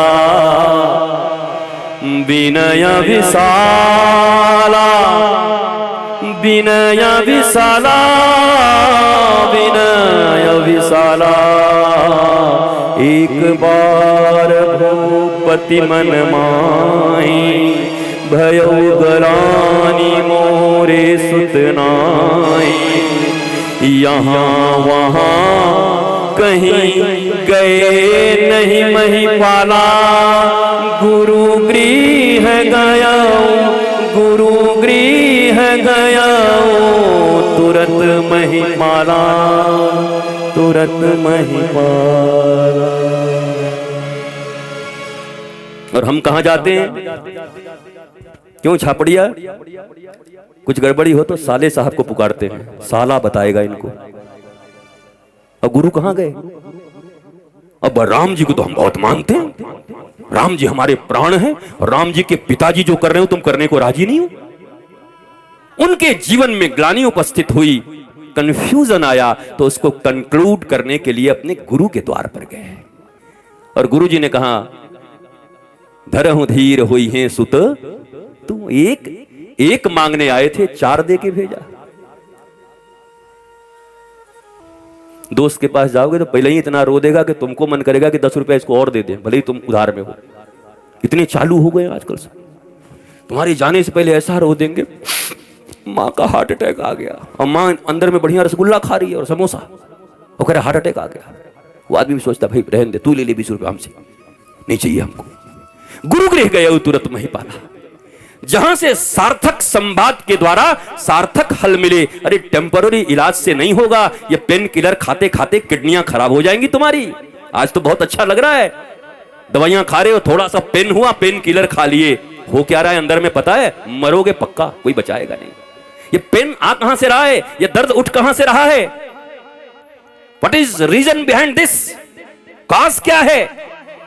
तो जो सदगुरु होते हैं वो कारण के ऊपर हमला करते हैं, कारण का निवारण करते हैं। किस कारण से इसके जीवन में दुख आया, उस कारण का निवारण करते हैं। ये दोस्त, ये मित्र, ये परिवार, ये रिश्तेदार, ये नातेदार, ये संसार, ये सब तुम्हें टेम्पररी रेमेडी देंगे, टेम्पररी रिलीफ दे सकते हैं। लेकिन अगर परमानेंट रिलीफ चाहिए, अगर निराकरण चाहिए, फिर जीवन में वो दुख दोबारा ना हो, वो ताप न सताए, तो किसी ज्ञानी सदगुरु के चरणों में जाना और पूछना, हे गुरुदेव भगवान, ऐसा दुख उपस्थित हुआ है, मुझे क्या करना चाहिए। और विश्वास रखना, उन्होंने जो कह दिया उस वचन पर और चल कर देखो। मैं आज भी इस भरे हुए पंडाल में कहता हूं, कोई भी ऐसा करके देखो, तुम्हारे जीवन की समस्या की। और ये कोई चमत्कार नहीं है, he is knowledgeful, he is living master. वो केवल दाढ़ी और चुंदी बढ़ा करके नहीं घूम रहे, वो भिक्षा करने के लिए नॉलेजफुल मास्टर, वेद वेदांत सिद्धांत, जिन्होंने इस शरीर के साइंस को भी जाना है और जिन्होंने आध्यात्मिक विज्ञान को भी जाना है, material science and spiritual science both, वो दोनों के मास्टर हैं। He is scientist, he is doctor. ये मत समझो बाबा जी आ गए हैं, बाबा जी आ गए हैं। तुम में से जितने लोग बैठे हो, ये जितने भी ग्रेजुएट के यहां विद्यार्थी हैं, तुमको केमिस्ट्री, फिजिक्स, जियोलॉजी और बायोलॉजी तो मैं पढ़ा सकता हूं, पूरी तरीके से बिठा के तुम्हारे क्लास कर सकता हूं। जितने ग्रेजुएट बीएससी के छात्र जितने, सबको पढ़ा सकता हूं।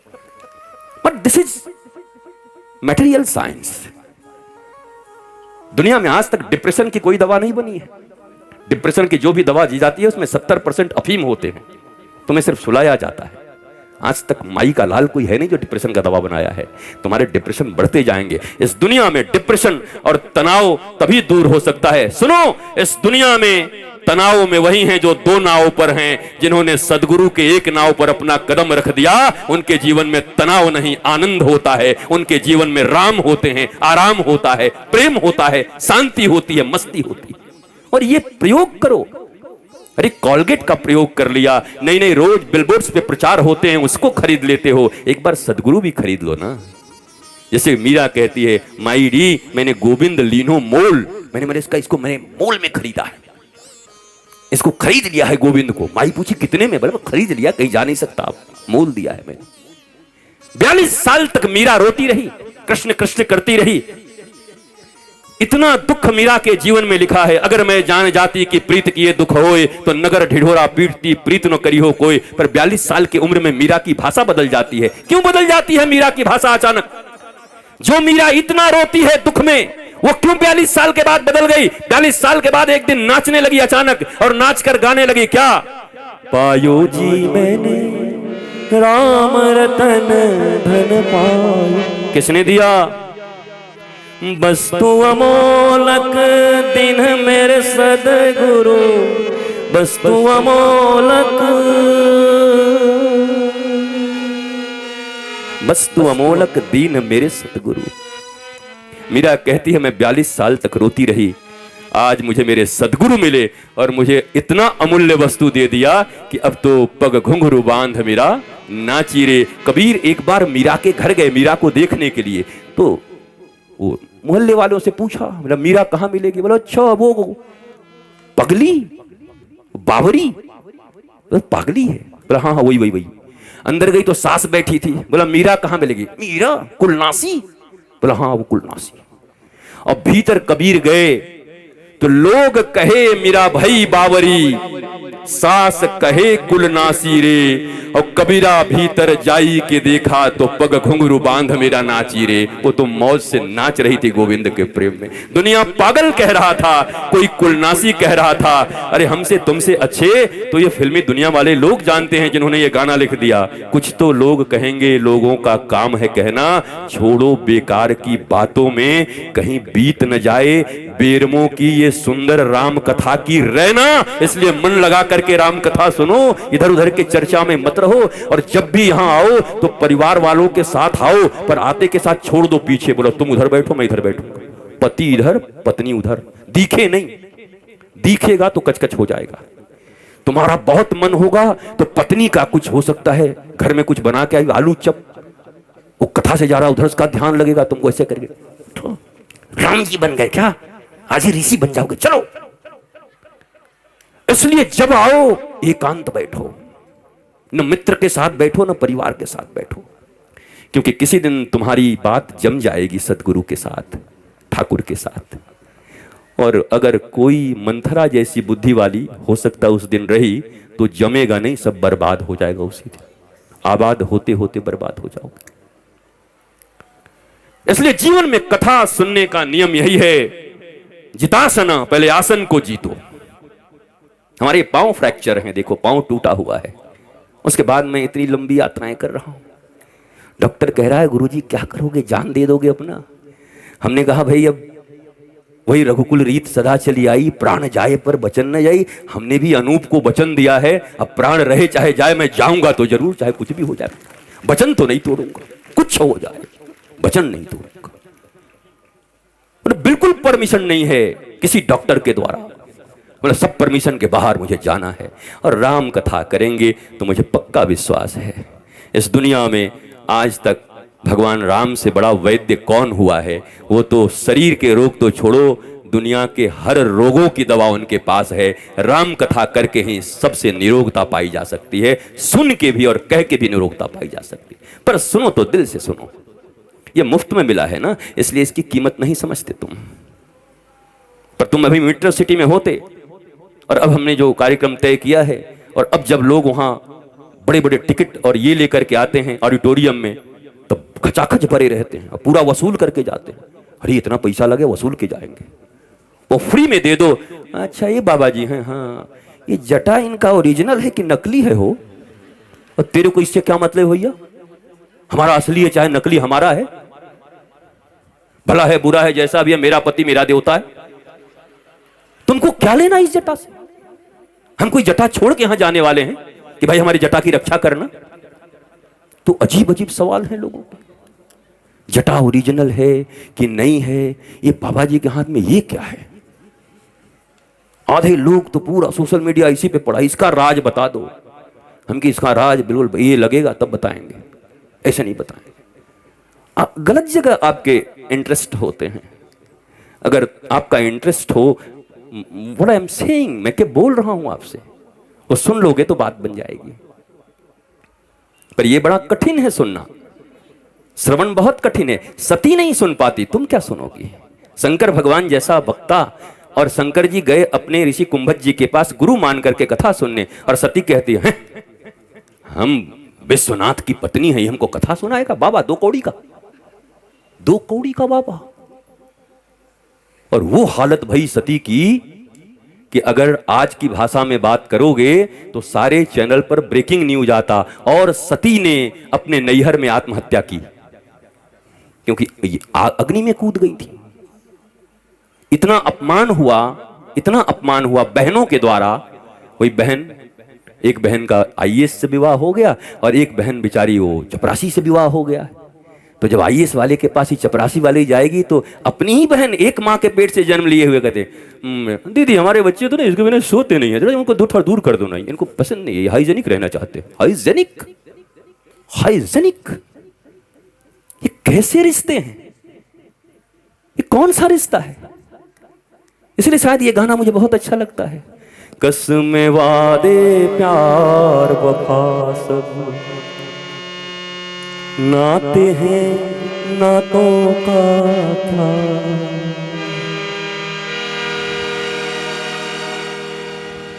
ये सब बातें हैं भैया, समय आने पे पता चलेगा, जगह मिलने पे पास दिखाया जाएगा, पास दिया जाएगा। एक बार टाइम तो आने दो, सब पास देंगे तुमको।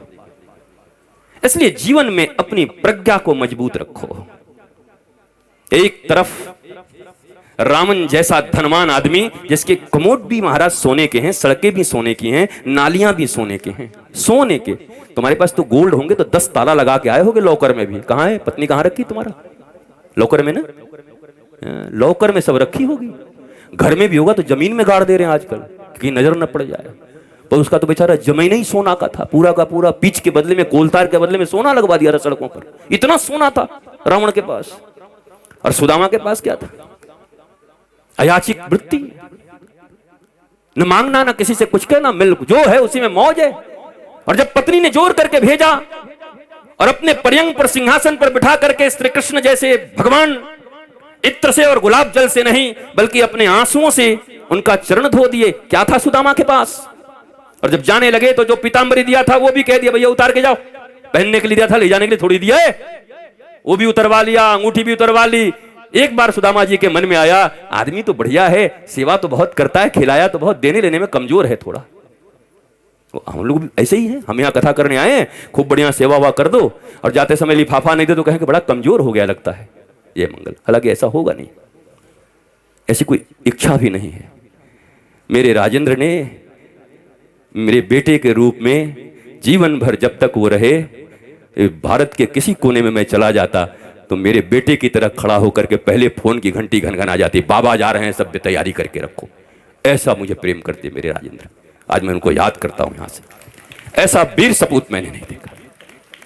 दल के दलदल में मैं नहीं फंसता साहब, दल के दलदल की बात नहीं है, ये बात तो दिल की है। और यहां दल के दलदल में फंसने में नहीं आया, और दल के दलदल से ऊपर उठ करके अपने दिल के राजा राजेंद्र के पास आया हूं, जिसने जीवन भर न जाने गुरु रूप में कितनी सेवा की है, उनके द्वार पर आया। आप सब भी बड़े सौभाग्यशाली हैं।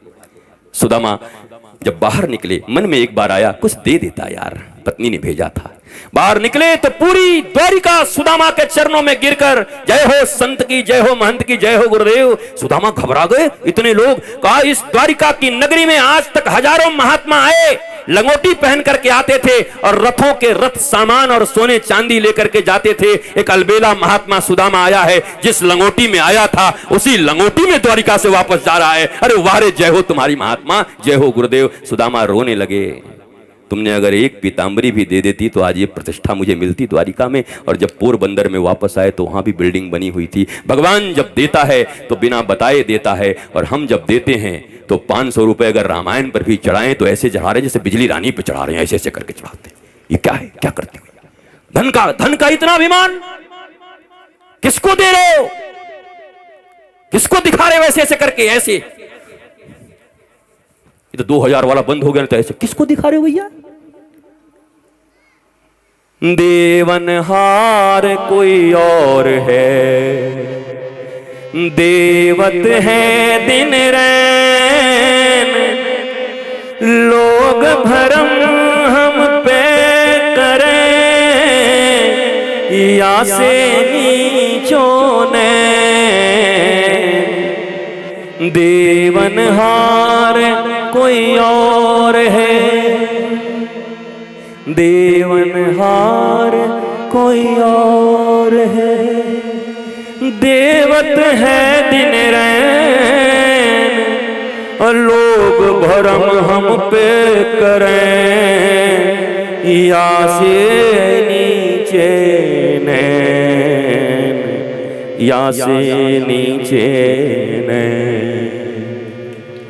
देने वाला तो कोई और है, दिन रात दे रहा, लोग भ्रम हम पे करते हैं, इसलिए मैंने अपनी निगाहों को नीचे रख कर दिया है। मत दीजिए ना, भागवत जी पर अपनी श्रद्धा चढ़ाइए। फूल भी मत लाओ, केले भी मत लाओ, पैसे बिल्कुल मत लाओ। तुम जितासन आसन जीत कर बैठो। जितसंग, ऐसे किसी दुराचारी व्यसनी व्यक्ति के साथ मत बैठो जो बीच कथा के रस को भंग कर दे। तुम्हारे मन को भी कैकेयी जैसी माता जो राम को ही अपना पुत्र मानती हैं, अपने स्तनों से दूध पिलाती हैं, और एक दिन उन्हीं राम को वनवास भेज देती हैं, और अपने बेटे को गड्ढे में रख देती हैं, और अपने पति के स्वर्गवास का कारण बन जाती हैं, और अयोध्या के विनाश का कारण बन जाती हैं। एक कैकेयी इतनी प्रेमिनी, केवल 1.5 मिनट का कुसंग। मेरी मां, सत्संग मत करो वो भी चलेगा, पर कुसंग मत करना। एक बार समझ में आ जाए ना कि जब यहां बैठती हूं या बैठता हूं तो ये कुछ न कुछ ऐसा बोलता है जिससे परिवार के प्रति, संसार के प्रति, भगवान के प्रति मेरे मन में द्वेष उत्पन्न होता है। बस संग त्याग दो धीरे धीरे, पैसे दे दो, घर में आए तो मिठाई खिला दो, और खुद कहो पेट में बहुत दर्द है भाग जाओ, लेकिन बैठो मत ऐसे लोगों के साथ। संग त्याग करो। जित श्वास, श्वास को जीतो, संग को जीतो, आसन को जीतो।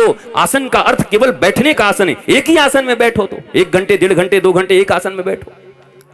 25 बार पैर बदल दिया होगा, इधर से उधर, ऐसे ऐसे काट रहे हैं, ऐसे हो रहा है। बोला ये तो छूट ही नहीं रहा है।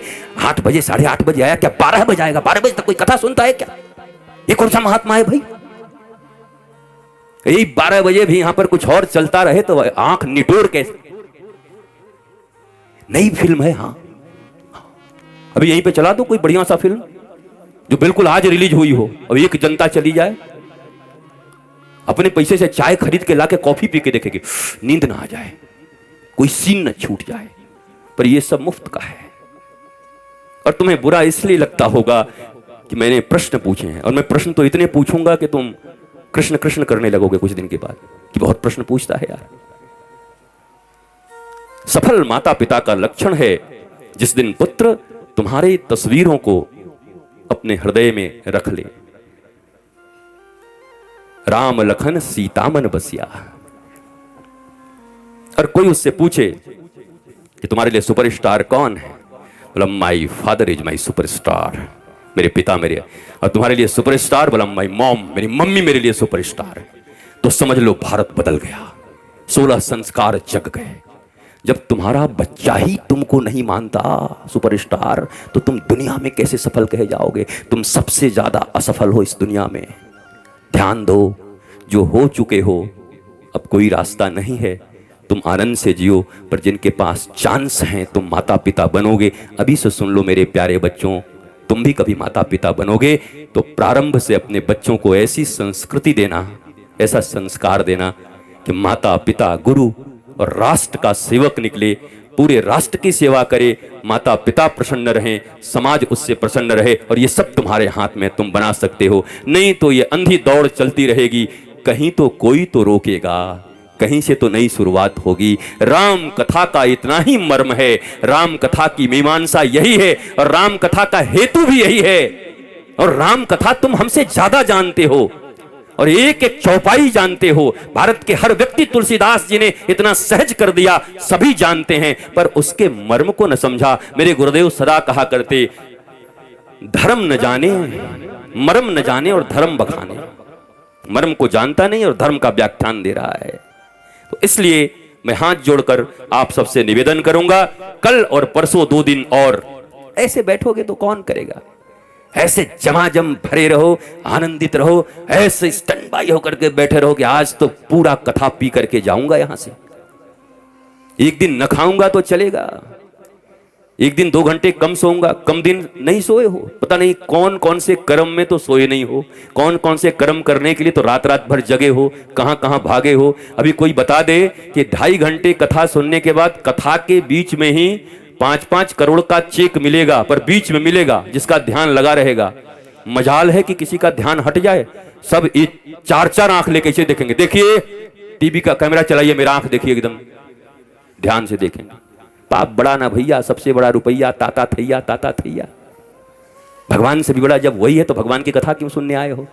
तो जाओ ना किसी रुपया का कथा सुनो, और रुपया भगवान का पीछे चित्र लगे, बोलो रुपया भगवान की, रुपया महाराज की, रुपया बाबा की, वहां जाओ ना, यहां क्या है? ध्यान देना, लक्ष्मी वही टिकती हैं जहां नारायण रहते हैं। लक्ष्मी बहुत चंचला है, कभी किसी के पास नहीं रही, पर एक जगह वो अचंचल है। कहां? बोला क्षीर समुद्र में। जब भगवान सोए रहते हैं तो लक्ष्मी दोनों पांवों को लेकर के अचंचल होकर, एकदम स्थिर होकर चरण चापन करती रहती है। लक्ष्मी का वाहन क्या है? अगर बिना नारायण के बुलाओगे तो लक्ष्मी अपने वाहन से आएगी, वो तो चंचला है, नारायण के पास चली जाएगी, वाहन छोड़ जाएगी। और ज्यादातर लोगों की हालत वही है, लक्ष्मी वाहन हो गए। तो हम सीधा नहीं बोल सकते आपको, अब लक्ष्मी वाहन क्या होता है समझ लो। क्या है बोलो, अपने मुंह से बोलो, जोर से बोलो। उल्लू? हाँ आपने कहा, मैंने नहीं कहा। तो लक्ष्मी का वाहन है वो आउल। वो जब अकेले आती हैं तो मनुष्य के बुद्धि पर अपने वाहन को छोड़ करके खुद नारायण के पास चली जाते हैं, और आदमी को फिर कुछ दिखाई नहीं पड़ता। सबको दिन में दिखाई पड़ता है, उसको रात में दिखाई पड़ता है, मतलब उसकी चाल उल्टी हो जाती है। ऐसे लोग जिनके पास धर्म सम्मत धन नहीं है, धर्म अर्थ काम मोक्ष ये चतुर्विध पुरुषार्थ हैं सनातन धर्म के, लेकिन अब क्या हो गया? धर्म गायब हो गया, मोक्ष गायब हो गया, केवल अर्थ और काम, डिजायर्स, इच्छाएं, वासना और केवल पैसे, ये 2 चीजें हैं। याद रखना, गंगा जी की आरती होती है कब तक? गंगा जब तक अपने किनारों में बहती हैं। कभी काशी चले जाओ, गंगा जी में जब बाढ़ आती है और लोगों के घरों में घुस जाती हैं, तो वही गृहणियां उनको झाड़ू मार के बाहर निकालती हैं। एक बाबा जी ने पूछा, गंगा जी को झाड़ू मार रही है, पाप कर रही है? बोला तो गंगा जी घरे में घुसी हैं तो क्या इनकी आरती करब? झाड़ू मारो। घर में क्यों घुस गई? जब दोनों किरानों के बीच गंगा जी रहती हैं तो सारी दुनिया उनकी आरती करती है, पर जब अपनी मर्यादा को गंगा जी भी तोड़ देती हैं तो लोग झाड़ू मारकर बाहर निकालना चाहते हैं। तो ये धर्म, अर्थ, काम और मोक्ष, ये धर्म और मोक्ष दोनों किनारे हैं। अर्थ और कामना की नदी इन दोनों किनारों के बीच बहती रहे तो तुम पूजे जाओगे, और अगर ये मर्यादा धर्म और मोक्ष का टूट गया, केवल कामना और पैसा रह गया, तो झाड़ू मारकर इस संसार से एक दिन निकाल दिए जाओगे। कहीं कोई प्रतिष्ठा नहीं होगी, वहां भी कोई प्रतिष्ठा नहीं मिलेगी। इसलिए दो किनारों के बीच चलना, धर्म और मोक्ष के बीच में अर्थ भी जरूरी है। आप माया त्यागने को बोलते हैं, मत त्यागो माया, हेलीकॉप्टर खरीदो, हम तो कह रहे हैं, ताए त्यागोगे? राम जी पुष्पक विमान पर चलते थे, हम क्यों कहेंगे तुम माया त्यागो? माया त्यागने का अर्थ धन से कोई उसका अर्थ नहीं है, आसक्ति नहीं होनी चाहिए। जो कुछ है उसका सदुपयोग करिए, चला गया तो राम जी का है, आ गया तो राम जी का प्रसाद है। ऐसी दिव्य संतोष की भावना हो तो सुदामा की तरह रहते हुए भी मस्त रह सकते हो, और नहीं तो रावण की तरह होकर के भी रोज रोते रहोगे। सोना भी होगा पर रोते रहोगे और लोगों को रुलाते रहोगे। यही है राम कथा। आज तो भूमिका बनाने की तैयारी कर रहा हूं। भूमिका न बने तो कथा कहने में बड़ी तकलीफ होती है। वक्ता की भूमिका कुछ और हो और श्रोता किसी और भूमि पर बैठा हो तो नहीं हो सकता। जब हवाई जहाज में तुम कभी चढ़ते होगे तो देखते होगे तुम्हारी ये दामोदर नदी, ये गंगा नदी जहां से गुजरते होगे तो छोटी छोटी नालियों की तरह लगती है ऊपर से, और नीचे जब कोई छोटा बच्चा जो कभी हवाई जहाज पर नहीं चढ़ा, नदी के किनारे होकर चिड़िया चिड़िया जा रहा है, चिड़िया, बोला चिड़िया नहीं, उसमें 500 लोग बैठे हैं, हमको मूर्ख बना रहा है, इतना बड़ा उसमें 500 लोग कैसे बैठेंगे? देखो ये बच्चा भी देख रहा है उसको चिड़िया की तरह, पर वो चिड़िया की तरह है नहीं, उसमें कितने लोग बैठे, वो कितना विशाल है। और ऊपर जो पहली बार चढ़ा है और नीचे गंगा जी को नाली कह रहा है, वो ऊपर है, उस तल पर खड़ा नहीं है। दूरी के कारण गंगा जी नाली दिखाई पड़ रही हैं, और दूरी के कारण इसको इतना बड़ा जहाज चिड़िया दिखाई पड़ रहा है। गुरुदेव के दिए आसन पर जिस दिन बैठ जाओगे उस दिन तुम्हें भी भगवान का साक्षात दर्शन हो जाएगा, और नहीं तो तुम भी पता नहीं कितने कितने मिजरेबल लाइफ जियोगे, कितनी कितनी कंफ्यूजन होगी। नहीं जी, हम सत्य बोलते हैं, हमने देखा। तुम्हारी आंखें सत्य नहीं देखती, चमड़े की आंखें, ज्ञान देखता है। शंकर जी के तीसरे नेत्र किसको कहते हैं? ये ज्ञान नेत्र है। केवल शिव जी के पास 3 नेत्र नहीं है, तुम भी शिव जी की संतान हो। हम ब्रह्मास्मि शिवोहम शिवोहम, सनातन धर्म इसकी उद्घोषणा करता है। तुम्हारे तीसरे नेत्र कहां है? वो तो बचपन में स्कूल जाते थे तो लोग कहते थे ऐसे से रगड़ोगे तो तीसरा नेत्र आ जाएगा, गुठली आ जाती थी। तीसरा नेत्र ज्ञान का होता है, knowledge. The beginning of real spiritualism is who am I, why I am here, what I am doing। Spiritualism यही है, मैं कौन हूं, क्यों इस पृथ्वी पर आया हूं, क्या करना था, क्या कर रहा हूं। अगर मैं सही राह पर हूं तो मेरे मन में अशांति क्यों है? अगर मैं सही राह पर हूं और 50 साल की उम्र आने के बाद भी अभी मेरा दिन कब अच्छा होगा, 70 साल के हो गए मेरा दिन कब अच्छा होगा, 90 साल के हो गए मेरा दिन कब अच्छा होगा, अब ऊपर जाओ अच्छा होगा। ज्ञान के बिना कभी जीवन अच्छा नहीं हो सकता। अज्ञानी रहोगे, पग पग पर धोखे खाओगे, ठगे जाओगे, रोओगे, रुलाओगे, अपनी संतानों की रक्षा न करोगे बल्कि उन्हें भी नरपिशाचों की तरह बना दोगे। अरे बनाओ ध्रुवना, बनाओ विवेकानंद, बनाओ शिवाजी, बनाओ प्रहलाद, बनाओ मीरा, बनाओ मदालसा, क्यों नहीं बनाती अपनी संतानों को? क्यों परेशान हो अपनी संतानों से, क्यों परेशान हो अपने घर वालों से?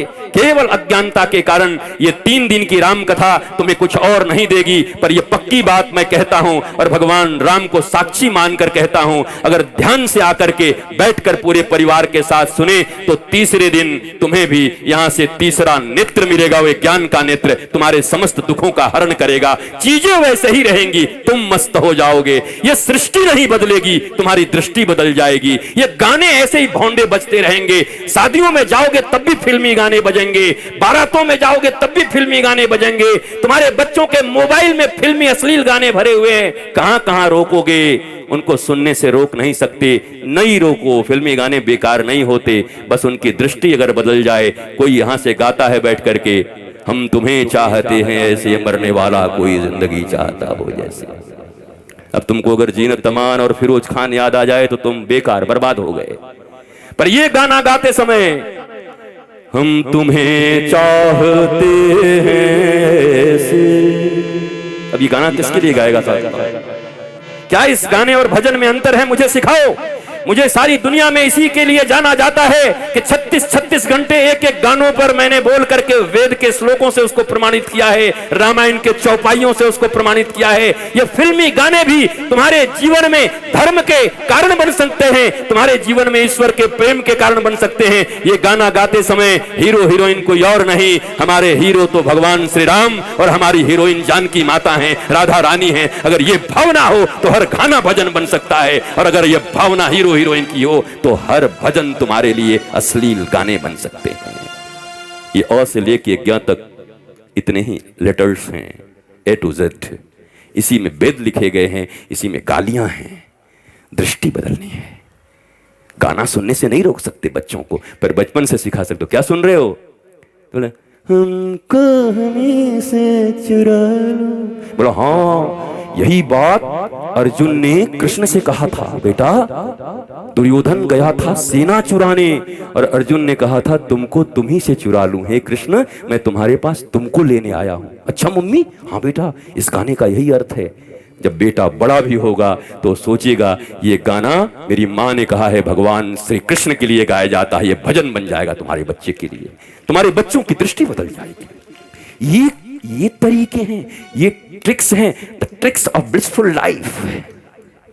शायद इसीलिए मुझे जाना जाता है, इतने लोगों ने शायद फॉलो करके पूरी दुनिया में इसीलिए सुना है कि ये कथा को भी जीवन के आनंद के ट्रिक्स को दे करके कहते हैं कि तुम्हारे जीवन में छोटी छोटी बातों से परिवर्तन कैसे आ सकता है। कथाओं से परिवर्तन होता है, पर सुनने वाला भी ईमानदार और कहने वाला भी ईमानदार होना चाहिए। बाबा की निगाहों में थैली दिखाई पड़ रही हो, कितना माल मिलेगा, और चेला दिख रहा है कि जब बाबा को जाते जाते एक बार पकड़ लूं, गिरे चाहे दूसरा टांग भी टूट जाए पर छू जरूर दूंगा इसको। एक तो गया, दूसरा आज तो चला ही गया था, मुझे ले गया था वो तात्री जगह है ना, तात्री में। एक बार तो मैं गया, हे भगवान, इतनी दुनिया से बच के आया, क्या झारखंड ही में खत्म हो जाऊंगा? हजारों लोगों ने ऐसा घेरा और एक पांव तो मेरा ऐसे ही गया। मैंने ऐसे ऊपर ठाकुर जी को देखा कि ये पांव हमारा राम मंदिर का, जिस दिन शिलान्यास था हम पूरा शिलान्यास किए, सब रहे, पूरे कार्यक्रम में रहे, दर्शन करके अंदर से आए और बाहर निकले और खड़ाऊं हमारी ऐसे मुड़ गई।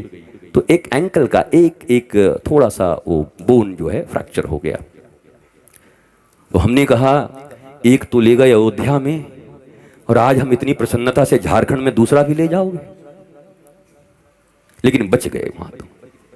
तो आप ऐसा मत करना, टांग मत पकड़ना, हम जो कहें उसको पकड़ लो। अगर गुरु की, देखो गुरु और शिष्य का सबसे प्यारा रिश्ता क्या है? गुरु के तन का ख्याल, गुरु अपने शरीर का ख्याल नहीं रखते, उनको कोई वो मौज में रहते हैं, वो जितना दिन रहे न रहे, कोई महात्मा अपने शरीर का ख्याल नहीं रखता। गुरु अपने तन का ख्याल नहीं रखता, शिष्य अपने मन का ख्याल नहीं रखता। दोनों के बीच एक एग्रीमेंट हुआ है, गुरु अपने शिष्य अपने गुरु के तन का ख्याल रखेगा कि ये कैसे स्वस्थ रहें, और गुरु तुम्हारे बिगड़े मन का ख्याल रखेगा, उसी मन से मनमोहन को मिला देगा, उसी मन से तुम्हें एक दिन राम को मिला देगा। ये एग्रीमेंट है, इसलिए टांग मत खींचना हमारी, कुछ भी करना। मस्त रहिए, स्वस्थ रहिए।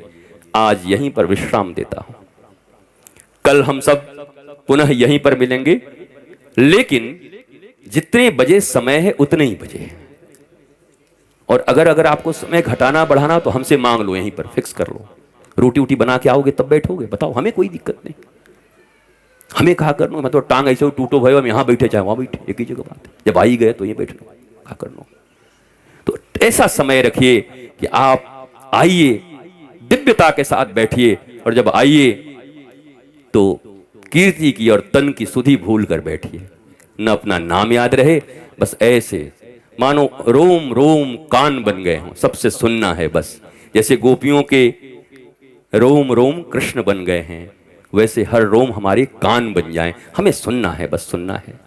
और ये श्रवण आपकी जिंदगी में परिवर्तन लाएगा। मेरी माँ, मेरे भाई बहन, जो भी आप बैठे हो, पक्की बात समझो, आपके जीवन में परिवर्तन आएगा ही आएगा। और मैं बार बार इसलिए कह रहा हूं कि मैं भगवान राम और अपने गुरु की सौगंध लेकर कह रहा हूं, मैं निश्चल और ममता रहित और मोह रहित होकर के निश्चल भावना से आपकी सेवा करने आया हूं। आप भी निश्चल भाव से बैठ जाओ तो काम बन जाएगा दोनों का, और नहीं तो हमारा आना बेकार हो जाएगा। हम देखो भागे आए हैं, और ऐसा नहीं है कि हमारे पास बस फिर वही बात है, वो वचन जो है वो वचन का पालन है। अब आप बाई प्रोडक्ट हो, फायदा लेना है तो ले लो, नहीं तो हम तो 3 दिन के लिए बंधे हुए हैं ही, हमारे में तो लगी गई है। बाबा हाँ हम आपके बेटे हैं, हमके हाँ बेटा, बांध तो दिया 3 दिन और खुद गायब हो गया, बताओ। बाबा यहाँ बेटा गायब। मस्त रहिए, स्वस्थ रहिए, आनंदित रहिए। एक पंक्ति मेरे साथ बोलिए, जरा मुस्कुराइए। कितनों के चेहरे पे रात के भी 12 बजने वाले हैं कुछ देर में, और चेहरे पे भी 12 बजे। मुस्कुराओ यार, थोड़े मुस्कुराइए, खुश होइए, राम कथा में आए। जरा मुस्कुराइए, मंथरा को दूर भगाइए, और मंथरा न भागे तो खुद भाग जाइए, और मंथरा का असर पड़ गया हो तो सदगुरु की कथा में आ जाइए, मंथरा फिर छू मंतर हो जाएगी।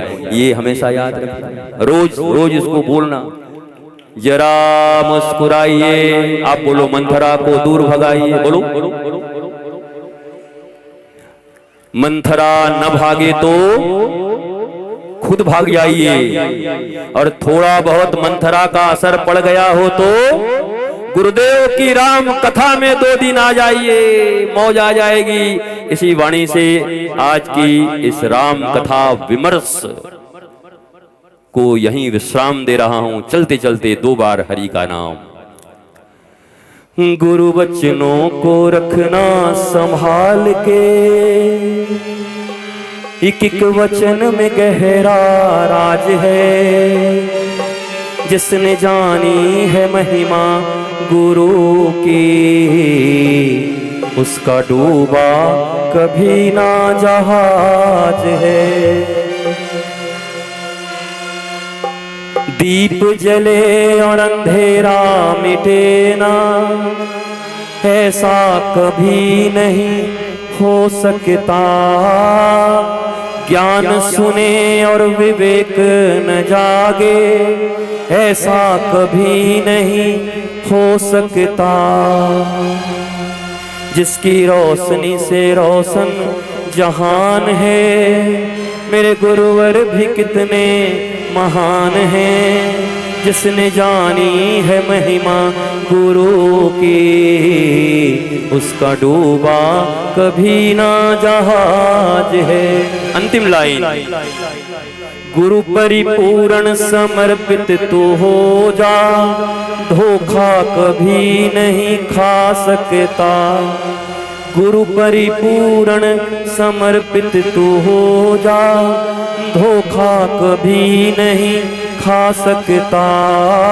लक्ष्मण रेखा सत्संग की हो तो रावण कभी नहीं आ सकता। लक्ष्मण रेखा सत्संग की हो तो रावण कभी नहीं आ सकता। अब तो होता ये हर पल आभास है, मेरे गुरुवर सदा ही मेरे साथ हैं। जिसने जानी है महिमा गुरु की, उसका डूबा कभी ना जहाज है। गुरु वचनों को रखना संभाल के, एक एक वचन में गहरा राज है। जिसने जानी है महिमा गुरु की, उसका डूबा कभी ना जहाज है। सियावर रामचंद्र भगवान की, राधा गोविंद भगवान की। नमः पार्वती पतये हर हर महादेव।